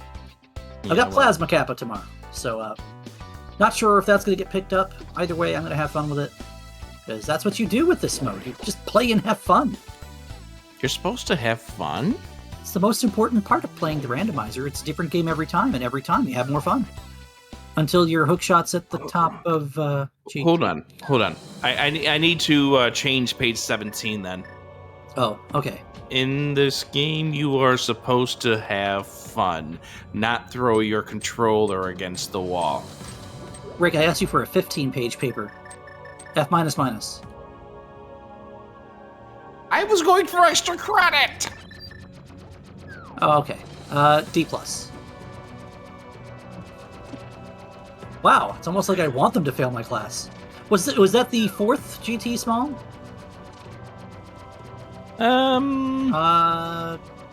Our sources say 3rd. Both runners are showing 3 right now. I thought we saw one that the other one didn't pick up. I could be wrong.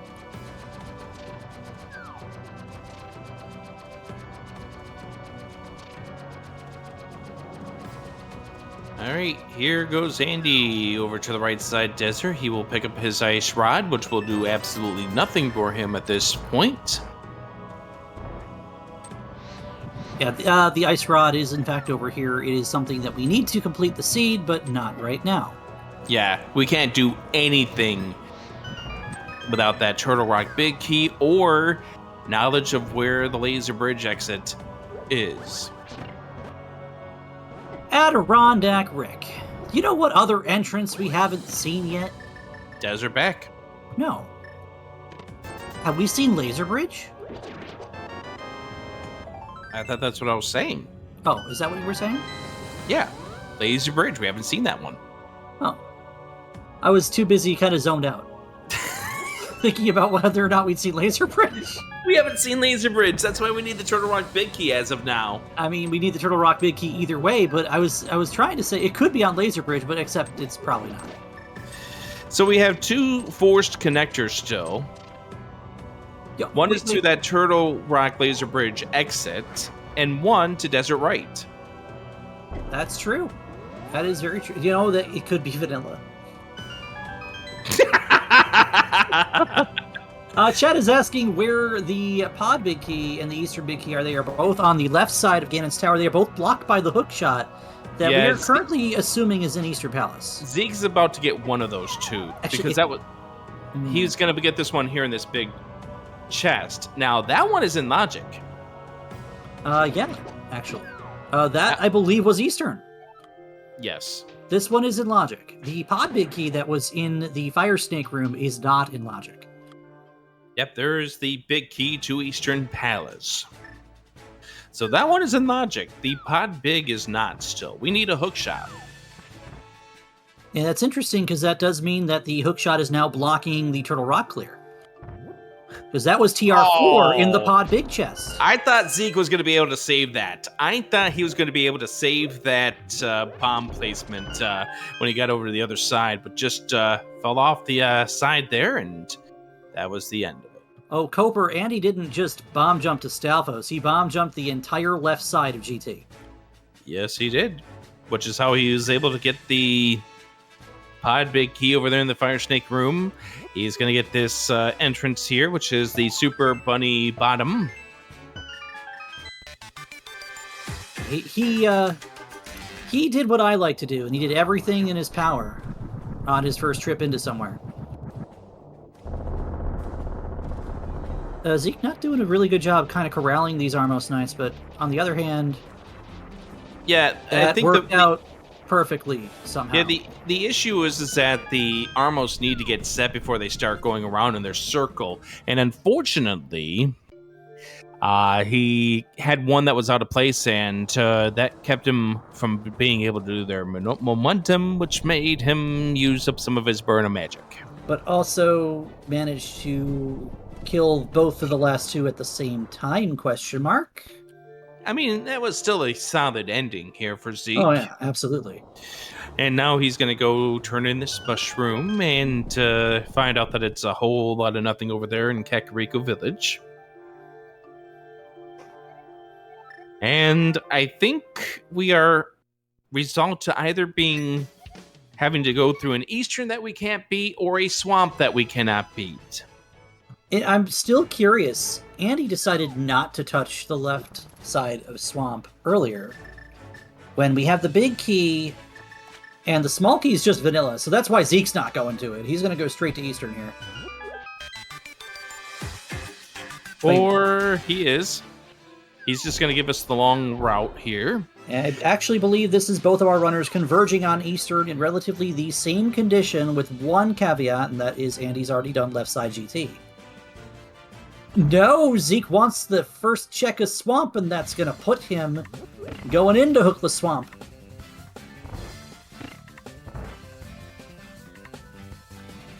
Oh, this is a coin toss on the screen here. One of these two dungeons has our progression. They may both have something we need. You know, that sounds like that could be a good prediction.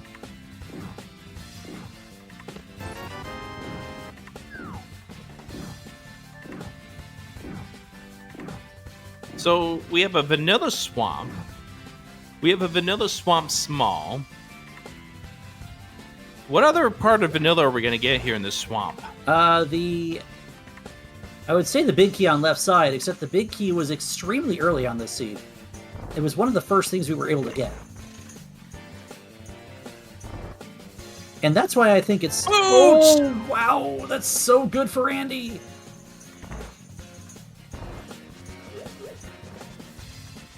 And depending on what pans out in this... in this Swamp Palace for Zeke, it might be a little bit before those boots come off. Unless you just get a bow. You could just get a bow here. Bow would be a really good thing, because that would send him into that Eastern. Chat is saying now Andy doesn't need the hook shot, except chat is entirely incorrect. You need the hook shot to get to Argus. Coper, there was nothing. We have a map on the torch, or a map on the library.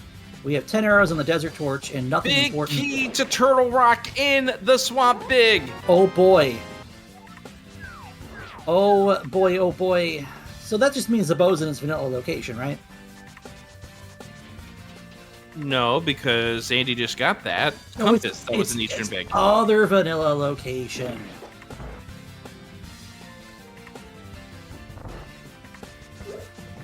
Oh. Yeah. That vanilla location. The V29 Rando classic of a bow on Laser Bridge. You watch your mouth. You heard me. I did hear you. You heard me loud and clear. Why? Is it going to do a trick in a moment? No. Nothing in Eastern but boots for Andy. Andy's probably going to go right to Hookshot Cave, or Meyer here, actually. Meyer is a full clearable pendant. Well, actually, no. You do this check first, because it could just very well be desert. Or the Turtle Rock Laser Bridge exit, which it's vanilla-ish, because I'm pretty sure that's actually a fairy fountain, like it's Venus in the Dark World, and it would be maybe 4 small fairies here in the Light World. And there's our Desert Beck. I mean, he does it. You know it's in logic. I don't think you skip it here. And you also know it's green pendant. But you're leaning into your advantage of thinking your opponent probably doesn't have these boots yet, because they didn't go into Eastern without a bow either.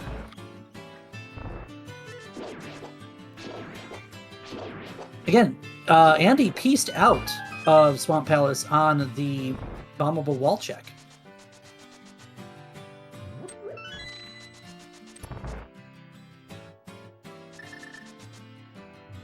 So Hookshot's not vanilla. It can still very well be in Meyer. It can be here on Landmo. It can be in TR. It could be on these 2 checks coming up here for Zeke. Yeah, it could be on left side of Swamp. Ugh.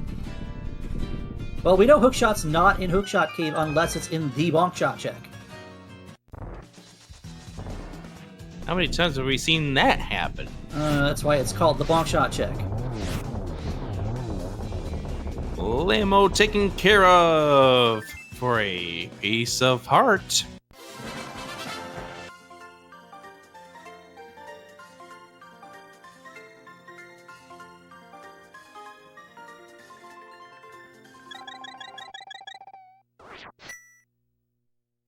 Easy game. We get to go running around Hyrule now for Andy, which is, natural environment for a casual Boots player or Andy. That's a big key to Thieves' Town on left side of Swamp. That's required. We have all kinds of options available now. And I'm gonna be with chat here that Andy wants to finish GT. Andy is going to mimic Clip GT. And we do know that Andy does need to do GT at some point in time because Ganon is vanilla. I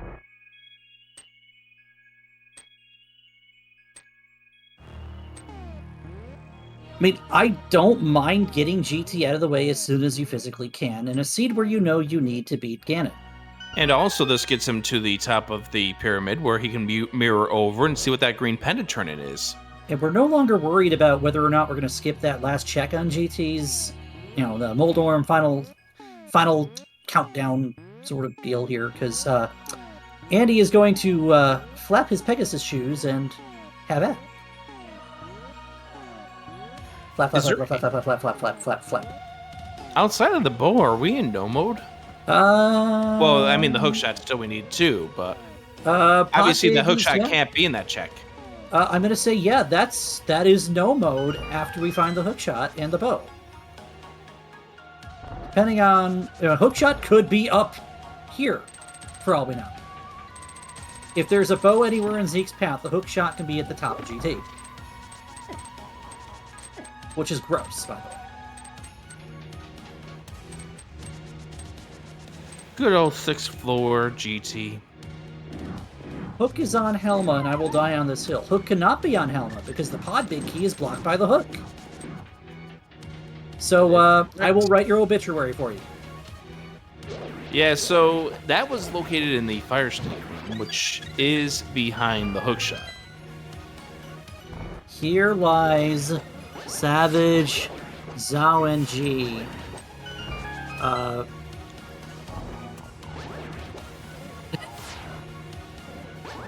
How do you spell dingus? Wait, no.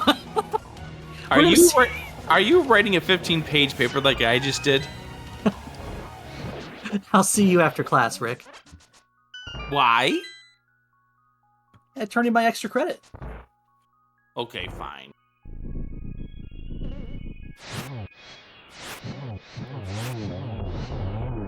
Alright. Thieves' Town's a place where you love to have those boots. It is a dungeon with a lot of straight lines. Those good old dash lines. But it is also a dungeon that Zeke can beat.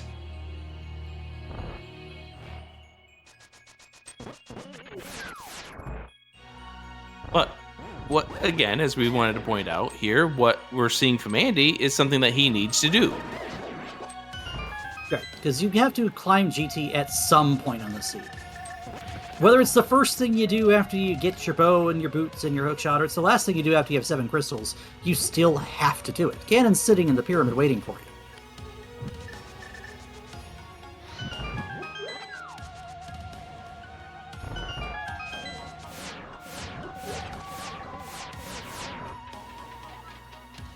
Alright, what do we have here on the 6th floor of GT?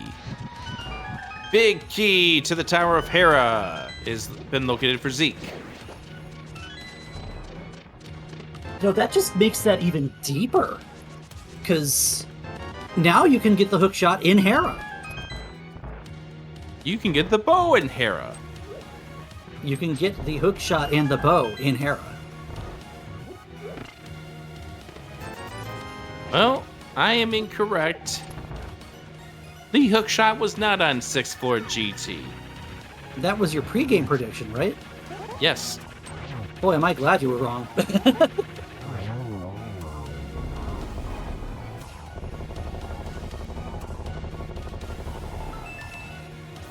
And oh my goodness! Very welcome sword for Andy. That's back-to-back seeds that I've commentated with a Moldy 2 sword. You know, it doesn't matter where the last sword ends up now.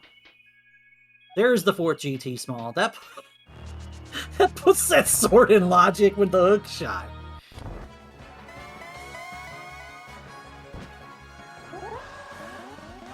I'm more concerned about the fact that we call it a moldy sword, but it's orange. What kind of mold is growing on that thing? You don't want to know. No, I'm pretty sure nice I just asked. Triple. Indeed, a 3-cycle Aga 2 is a beautiful sight, no matter what level of sword you have.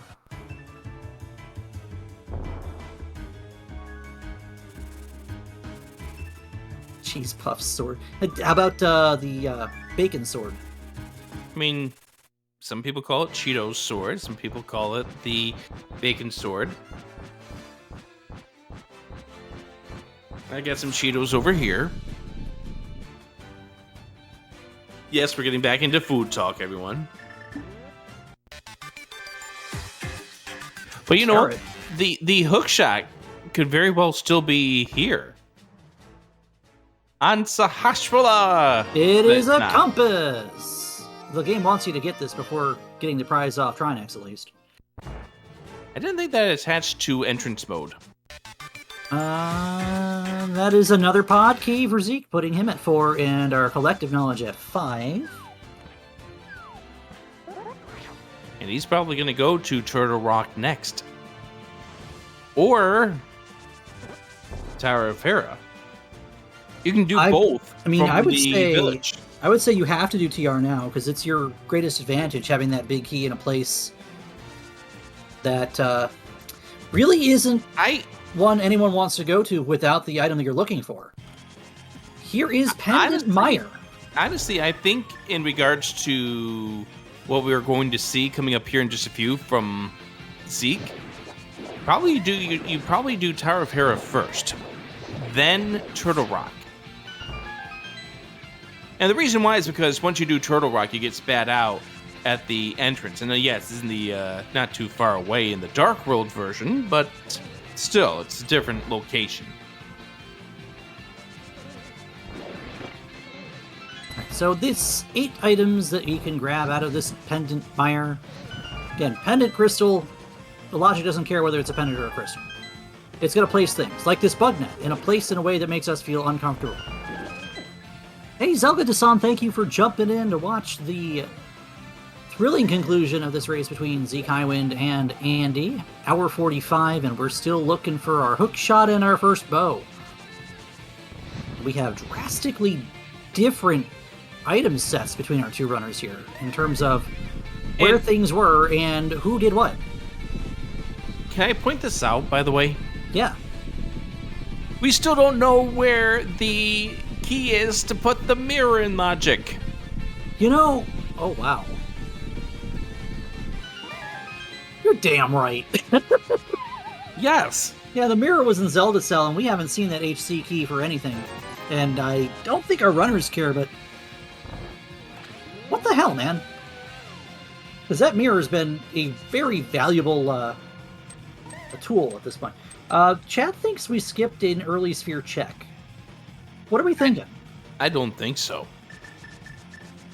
I really don't think so. I don't see anything here that's screaming early check that neither of these runners have done.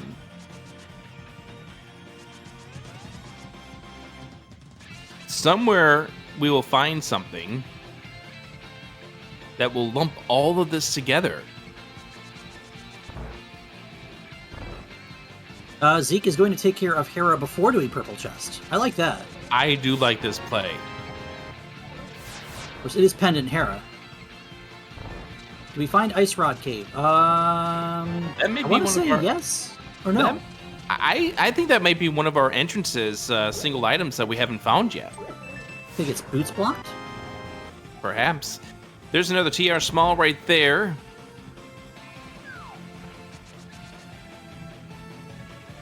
Yeah, that's enough pod keys for Andy. He's already been to the back of pod. He has one other check he can do without going straight to Helma.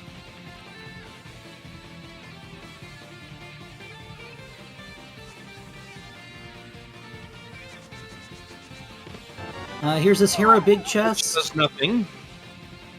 Yeah, the flute is at least good for moving around, but I don't even think we see our runners activated at this point. Is there anything near a flute spot that would actually be worth activating the flute for?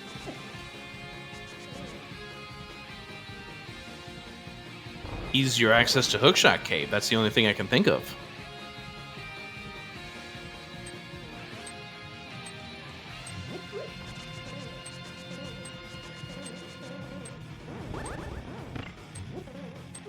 And Zeke going up against Moldorm. 3 hammer hits will take it down, but Moldorm giving Zeke a little difficulty so far. Got the 2 hits, now the 3rd. And we saw Andy take a shot at getting Fluteless Spooky, but it didn't want to play nice with us here. Tower of Hera is not the answer. That is fully interesting. Really interesting. All right. Well, we do have access to 6 items over in Turtle Rock. Where's that Turtle Rock right entrance again? I see. It was over at that shop along Dark Lake Hylia. Right around the corner from Eastern.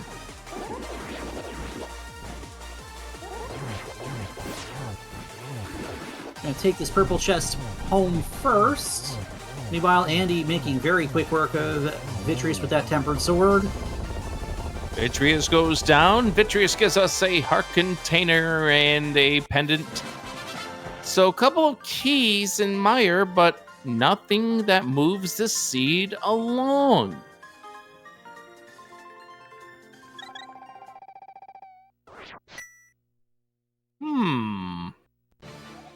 You know, I'm of the persuasion that what we need is in Turtle Rock. Whatever we need. And I think that is where Zeke is about ready to head to. We get the access to the big chest. As Andy does activate the flute.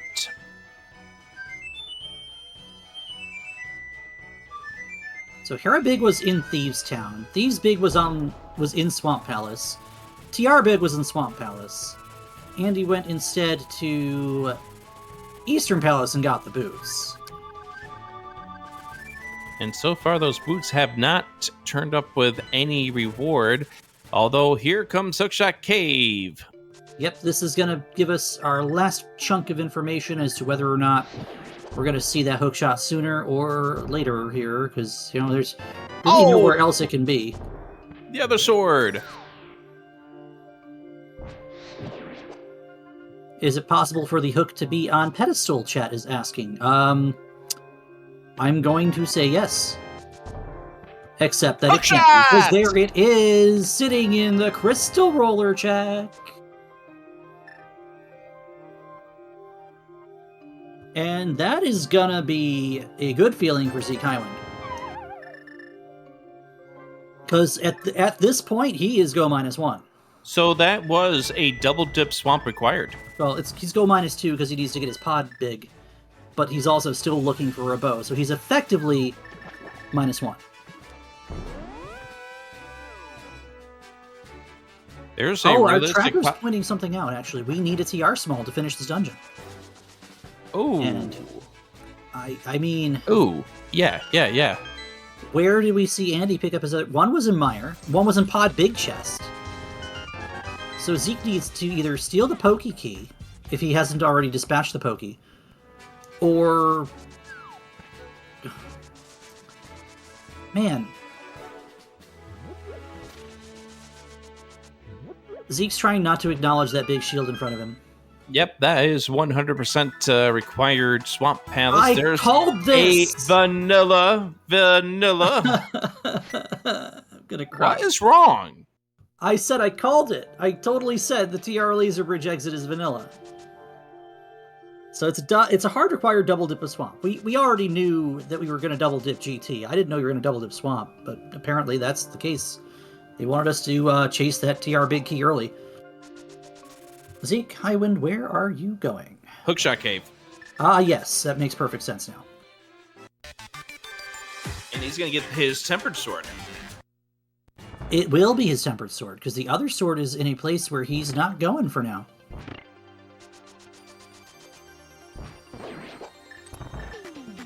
All our runners need at this point to advance is a bow. Bow is no mode for us. Yeah. First person to find a bow will tell us what the other person needs to do to attain their go mode, their game-ending solution. I can't believe it's not butter. And Zeke is going to go ahead and chase that hook shot right into Swamp. Now, Zeke only has one of the 3 TR keys tracked, and he does auto-track. So he will likely see another one somewhere, probably when he goes into Eastern with the bow that he gets out of Swamp. Perhaps.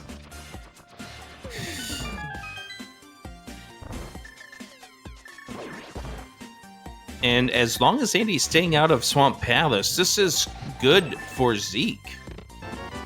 Chat is asking if either have checked Eastern. Andy did. Andy has the boots, and that is all we've seen out of the front of Eastern Palace.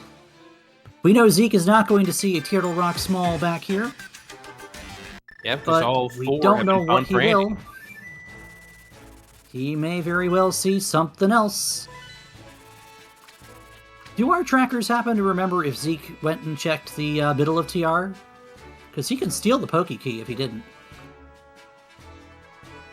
So the answer to what chat is inquiring here, the Turtle Rock Big Key and also the Thieves Town Big Key, they're both located in Hookless Swamp.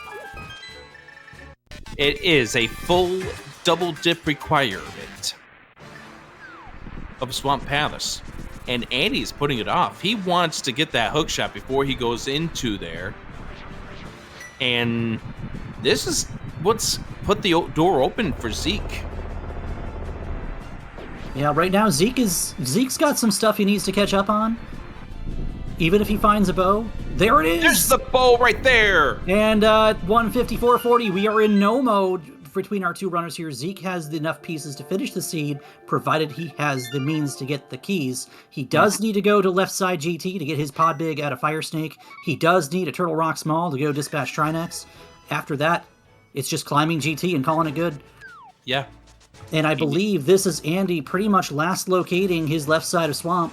Yeah, this is a double dip of Swamp. I don't think Andy has lost this race just yet, but it's what he does after this that will determine where he is in correspondence to where Zeke is.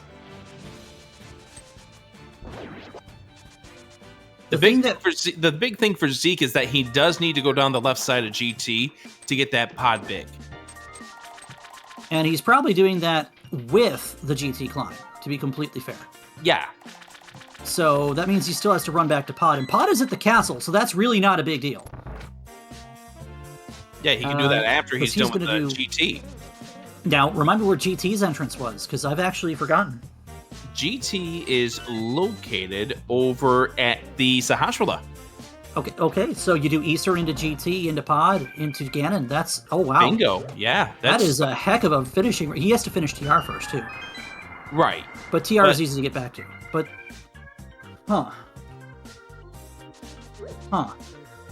Now, Zeke could still check looking for a TR small, because he would prefer to have one knowing where Laser Bridge Well, he needs one. Yeah, he needs one, period. But you would have to either go steal the Pokey if you didn't already, or what this means is that Zeke will get the boots. Yeah, chances are he will, and he has no entrances left to find. He just needs keys. He's going to go straight to GT after this, I bet. There's the Turtle Rock Big for Andy. Yep. He might do Thieves Town first yet.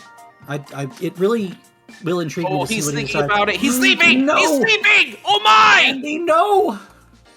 Oh my! Oh, this is a Now, this decision. is good for Andy in the sense that he'll get the hook shot, but that means he's leaving behind the Thieves down big. And Thieves is a crystal. The Thieves Big is on the left side of Swamp. So Andy will need to go back into Swamp. He's gonna be able to do a diver down and save time when he gets his hook shot, because he's going straight over here. This is not dire for Andy, but this is definitely something that he did not... he's going to be probably feeling iffy when he does see that Thieves Town big. But, again, he is going to be able to finish this dungeon. Here's the question. Does he see the Thieves Town big? Does he do left side Swamp when he's go -1? He'll be go -2. He'll be go -2. No, he's going to get the bow first if he goes to the back of Swamp. True. And, of course, there he is with the resolution of the hook shot right there. Yeah, so Andy's in good shape now, but we'll you also see. have that, because if you go to the back of Swamp and you get your bow, you're going to go Eastern, you're going to go Pod, you're going to clear them. And then you still have to go get your Thieves Big out of left side. So it really depends. What does he decide to do? Uh-oh. I can't say I've ever seen that happen on the bottom right side of the... Okay. He's fine. Oh, I don't doubt that Andy's perfectly okay here, by the way. He's fine. He's still in position to win this race. But it all depends on what he decides to do when he goes back to Swamp. Yeah.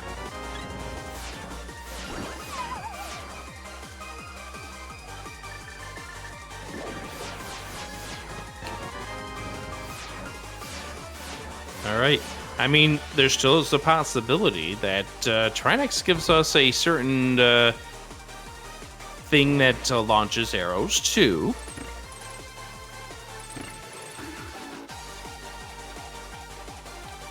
Also,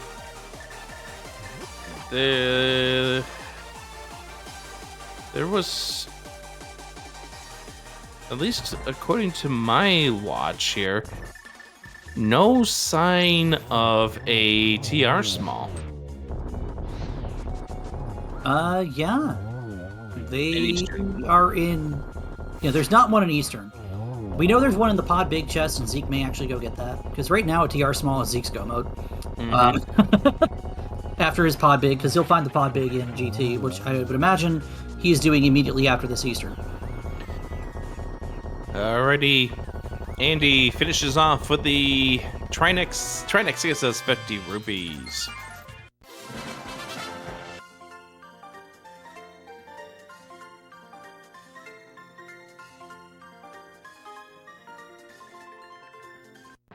We are 2 hours in. If you have not done so already, you should probably give these two guys a follow.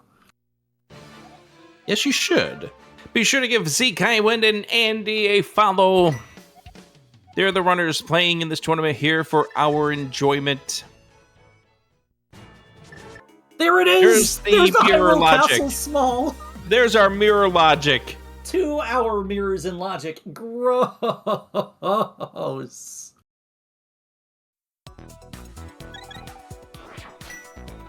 And also, thank you very much to Pichu and Samimas for doing the tracking for us here on this afternoon match here on ZSR. Being put on the air thanks to great technical crews such as Tummeltalk, who's the one to blame for this seed 2. Yeah, Tummeltalk is the reason we are all having so much fun. Andy is back in Swamp Palace. There's really nothing else left for him to do.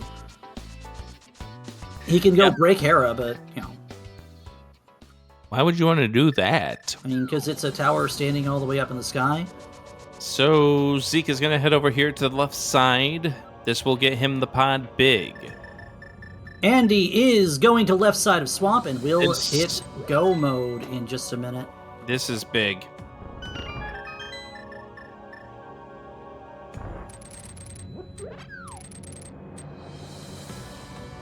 This is big.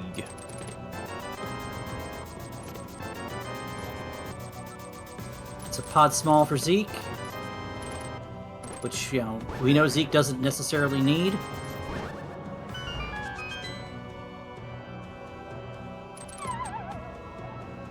And there's the diver down for Andy.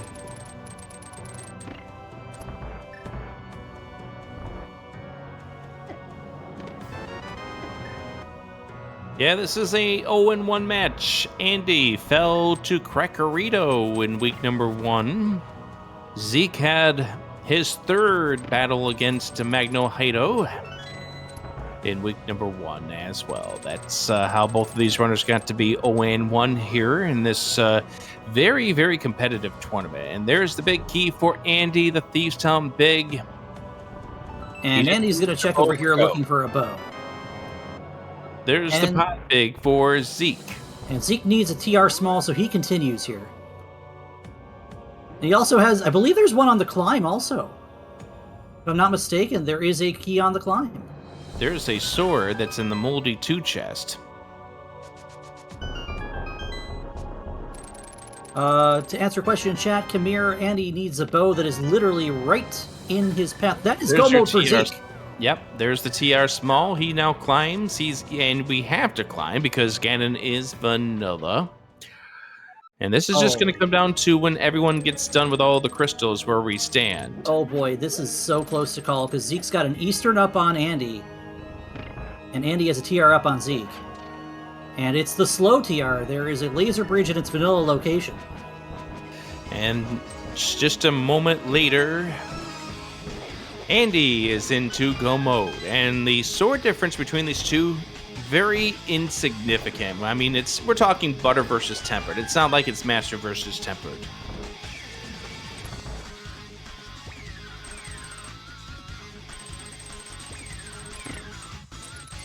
I mean, Chad's talking about Zeke without the boots, and I think he's dashing enough.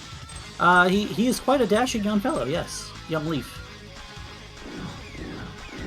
Oof. Anyway, here is a bunch of little puffballs getting poked out and deflated by this golden sword, and then we will deflate this big eyeball in just a moment.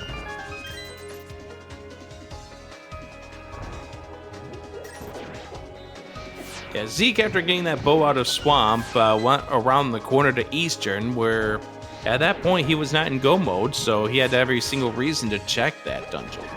And checked he did.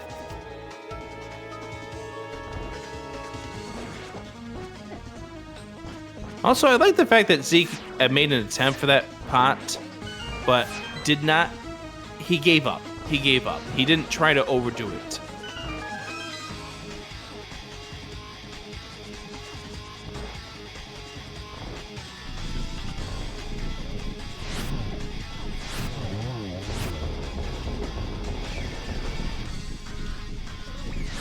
All right, Andy is heading to Thieves Town. I'm actually going to say it. I think Andy has about a 2-minute advantage right now. And the number's growing as much as he's having issues. Because Zeke still has to finish pod and finish TR. Now, unfortunately, the fact that he was a TR small from Go means that he has to go out of his way to get to TR again. And he can save pod to GT, or Ganon rather, for he can save that for last if he really wants. I think Zeke's starting to get a little nervous here. Yeah, I think we've seen both of our runners have the a minor amount of tilt showing on the screen as they're getting a bit aggravated with what the seed's given them, but we're still looking at a pretty decent finish time. Yeah. As we're not in the 210s yet. Yeah, I think what we're getting into this is that point where you're starting to get your nerves to show up. And especially on Zeke's side, we're out of the sense that, it's 2 hours in, you're up against Andy. So you're kind of worried, where is Andy in this regards? And as you can see, Andy's got zero reason to check anything here.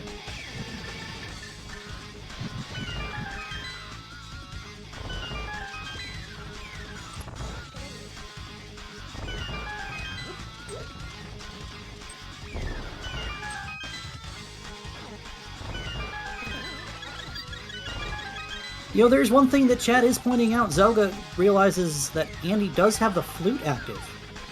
And he can take advantage of that. Whereas everywhere Zeke has to go, he's going to have to walk to. Or run to, that he has the boost. But, let's see. Pod is at the castle, so Pod gets paired with Ganon no matter what. Where was Turtle Rock East? Or West, for that matter? Turtle Rock Left was in Kakariko Village, but where you get spat out after you're done is at the brewery in the Dark World. Zeke is being absolutely swarmed by these mini Helmasaurs. Oh my god, just kill them, Zeke! Okay, Yeah, that works. This is late game, gotta go fast nerves that are picking up. Yeah, it is why you didn't see him pick up the last chest behind Moldorm 2. There's no reason. If you already have Tempered Sword, that's another... that is another sword that you don't necessarily need. It makes your 1-in-1 free, but it doesn't actually save you any time in any other case here. Whereas, well... getting stuck on the ice in that final room before Aga 2 is really not good. There we go. Butter would save a little time on Trinex, but it's not as much time as you think it is. Andy has finished off with the blind fight. Still needs to do Eastern, still needs to do Pod. And Eastern is a very, very fast dungeon, which you can go to Eastern. Has this portal set up right there at number 7, so that helps. Not even doing Pod first. This is actually pretty smart, because then you can save a portal and go directly to Ganon after you've killed Helmasaur. Yeah, and this is exactly what Andy's thinking with regards to his routing. Right, but Andy has a nice clean straight line here, whereas Zeke has to go to TR wherever TR happens to be. I don't remember where TR is. He's going to the Turtle Rock right entrance, which is over on the shop here next to Lake Hylia, the Dark Lake Hylia. Oh, that actually works out pretty well then, too, because all he has to do is go down to... This is so close, Rick. Yeah, but the problem is that when he gets done with Turtle Rock, he doesn't come back out that entrance. Right, but he goes to the brewery. He does at the brewery. He does get to save and quit, though. So... this is so close, Rick. It is, but also I think Andy at least will have a little bit of an advantage here. This is probably a Ganon fight difference at this stage. Yeah, this is really close. Pod is at the Hyrule Castle front entrance. Yep. It's the front door. They put an entire Palace of Darkness in Hyrule Castle. I mean, there's enough space in that castle. Just build it backwards.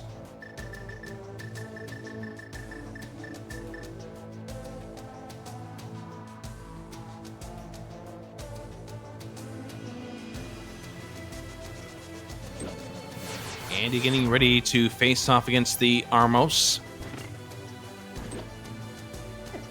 Zeke getting ready to face off against Trinex. Andy's going to have the faster fight here, and he is going to beat Zeke to Pod. Especially if Zeke gets stuck on that bubble there. That's not exactly what you want to see. Yeah, the big thing for Zeke is the unfortunate thing that he'll get dumped out at the brewery. What I think is more unfortunate here, Rick, is that Zeke was unable to fight Trinex on his first trip into TR's laser bridge area. Yeah, if he had that key, this would be a totally different scenario. If he had one more TR key, Zeke wins this game. Yeah. Straight up. He got rando by not getting enough TR keys in places that really aren't great, because left side GT blocked by the hookshot. Pod big chest. And I don't know where the third one is that we've seen. I want to say it's in Mire. And he wasn't going to Mire. Like, Zeke has not been to Mire at all. And he's not going to go to Mire at all. He's got zero reason to go to Mire at this point. As Andy gets ready to leave out, gets 50-50 there. That's great. Yeah, so Andy will be entering Palace of Darkness at 1:19:20. Or excuse me, 2:11:20. 19:20. It's like I'm counting in straight line. Yeah, 2:11:20 for Andy to enter Pod, and Zeke still has to make his way over there, so he's going to be about 30 seconds or so behind. Longer than that. And give these runners a lot of credit here, the amount of work that they're going through in this seed. This is a fantastic finish for both of these runners. Andy's in the lead, but Zeke not that far behind. And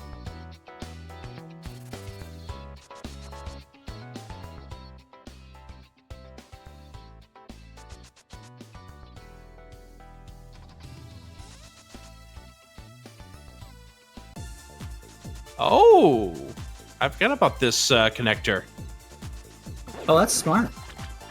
I forgot about that connector. Yeah, so Zeke's going to be just over a minute behind here.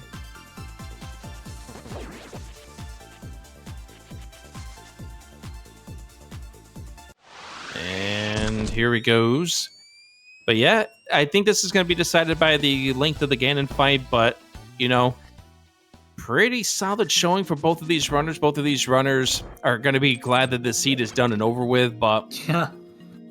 And, you know, this is an 0-1 game, so whoever walks out of here with a loss is really not feeling great about their prospects of entering brackets, but in this particular instance, if you're a player like Zeke, and you're going up against this big name and Andy, like, this is literally David and Goliath in terms of what it feels like. Any given Sunday is what they say in the sporting world if you watch American football.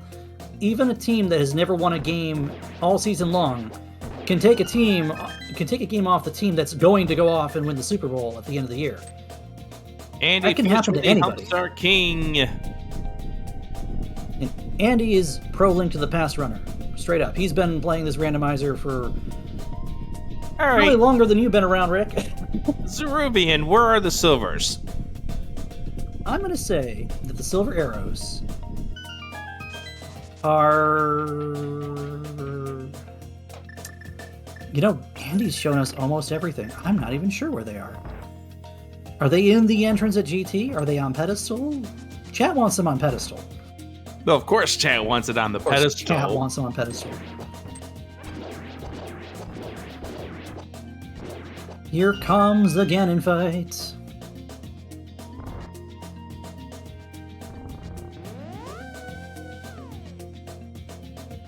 That's right, we never saw the tablets, but we never saw the book.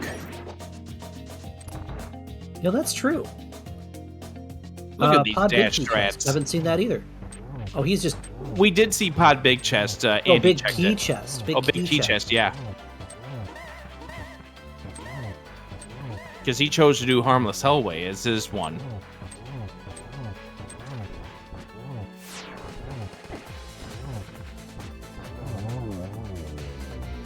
And there's the Helmstar King fight down for Zeke.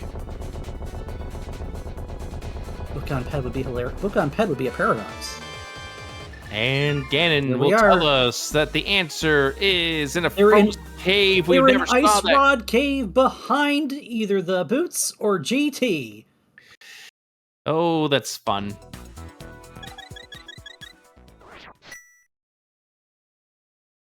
You know what that makes that, Rick? A frozen spectacular. A bow-locked bow. No wonder they're sparkling. They're frozen. Is that what made the ice arrows an Ocarina of Time? I don't know.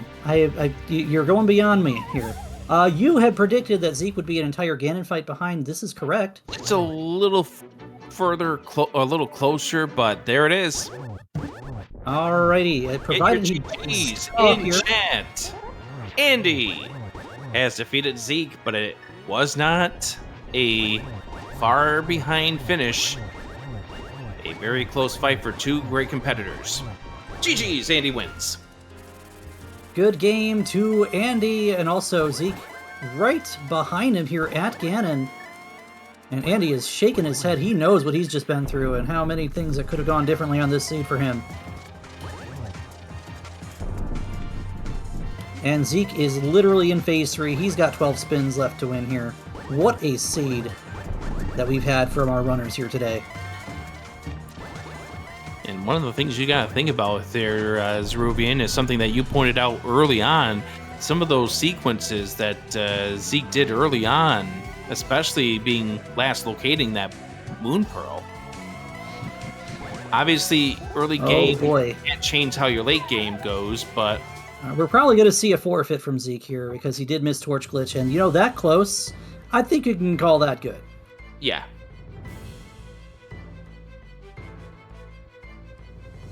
Let's get some GGs in chat for Zeke, because keeping it that close is, you know, it doesn't matter who you're playing. This was a thrilling race to watch. As he put it in the race room, missed Torch Glitch, didn't feel like finishing it out after that. But we welcome in both of our runners here into the conversation. GG's, Andy, and GG's, Zeke. Thank you. Oh, GG's. That was a seed, Andy. I think I like the one we rolled for practice last week. Yeah. God, I think my face was just permanently in disgusted look for like the last hour. I'm going to assume the hook shot was part of your problem. Yes. Because Yeah. that was awful. Kind of impossible for that not to be, considering the fact that it was a forced double dip of swamp. With a vanilla small key. With vanilla small key. The vanilla small key got me good. I went into swamp pretty early. I found the dam and like routed in swamp with the South Light World checks pretty early. And I was super close to just going farther in, but I just did the second chest and left. And then I went back like 45 minutes later for that stupid Turtle Rock big key. The Thieves Town one on the left side wasn't good either. Yeah. I got that post hook shot. So that was nice, I guess. Yeah, I was baited into finishing Tower of Hera because I got that before hookshot. Where was that? Oh, was that like in Thieves Town somewhere? Yeah, Hera Big Key's in the attic. Nice. So. But I got to combo it with Purple Chest to go with comboing Thieves Town with Blacksmith, so that was cool.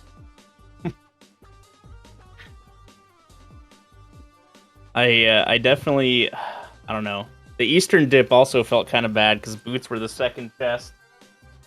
And that was something I had Eastern and then Purple Chest and Swamp left at that point, and that was it. And then you find Desert just around the corner. Yep. And so my plan at that point, after boots, was to check the entrances and then go beat GT, basically. I figured you had a plan to, if you found those boots early, to just hover GT. Yeah. No, it wasn't just a plan. He actually did. Like I said, I figured there was a plan there. Which for him, he wound up getting the Boldorm 2 treasure, which was the other sword upgrade. I almost went up there super early, but I was like, man, when's the last time my Moldorm bounced? So I opted against that. But I full cleared GT pretty early, besides the climb. And you viewers can't see it, but Andy's wrestling with Juno while he's talking to us here. Oh, good.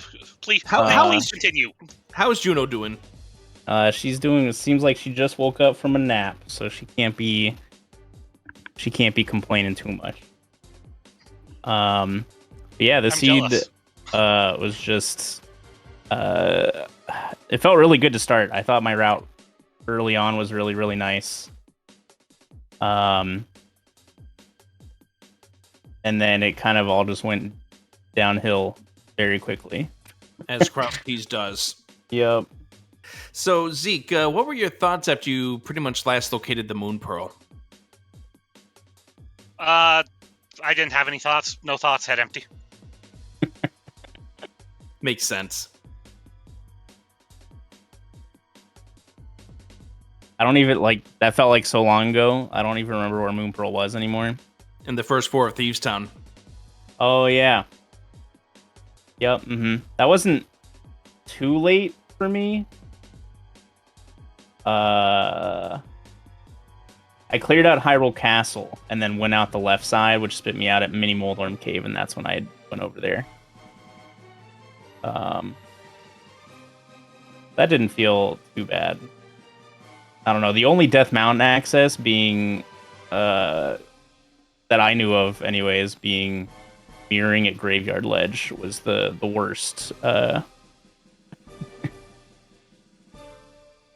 Yeah, that's how both of you got your way up to the mountain by way of the Paradox Cave at Graveyard Ledge. And then I promptly left my spiral and didn't go back up that way. Yeah, you took a different route. You decided just to go down to the bottom and go out that and be like, oh. I was kind of worried about where the bows were going to show up. So that Ice Rod Cave is absolutely at GT, right? It could be I just- Pyramid Fairy as well. Oh, yeah, it could be. Either way, it's not something we're going to get. Yeah, can either find way, out. either way, it was locked by having a bow. So Yeah. I was really hoping it wasn't going to say Swamp Palace because I skipped the block push room. Oh, I was hoping it wasn't going to say GT, so... Oh. So that's just the thing, though, too, is this entire seed's just kind of linchpinned by the hook shot. And it wants you to absolutely enter Swamp Palace without the hook shot, and that's something you two were both like, I really don't want to do that, as Andy demonstrated by mirroring after the bombable wall. Yep. I mean, I wanted the small key before planning to go there. And of course, I it mean, had to be in that yes. first chest. You should have heard Yeah. me react to that. Also, I shout probably outs. will later. Also, shout outs to that vanilla single arrow. Yeah. Yep. Yeah, that Swamp Small Key in there, like, was part of the reason why I was like, I should just do this without the hook shot, because I kind of just, like, lucked into... I knew Swamp was there, but I hadn't found the dam yet, and then I found the dam as I was going to Dark World Shopping Mall. And so I was able... And I hadn't done, like, I hadn't done the dam entrance or... like on the way to desert entrances yet, so I just routed all that in together, and when that Swamp Small pulled, I was like, I should really just do it. I decided against it on my way to the second chest.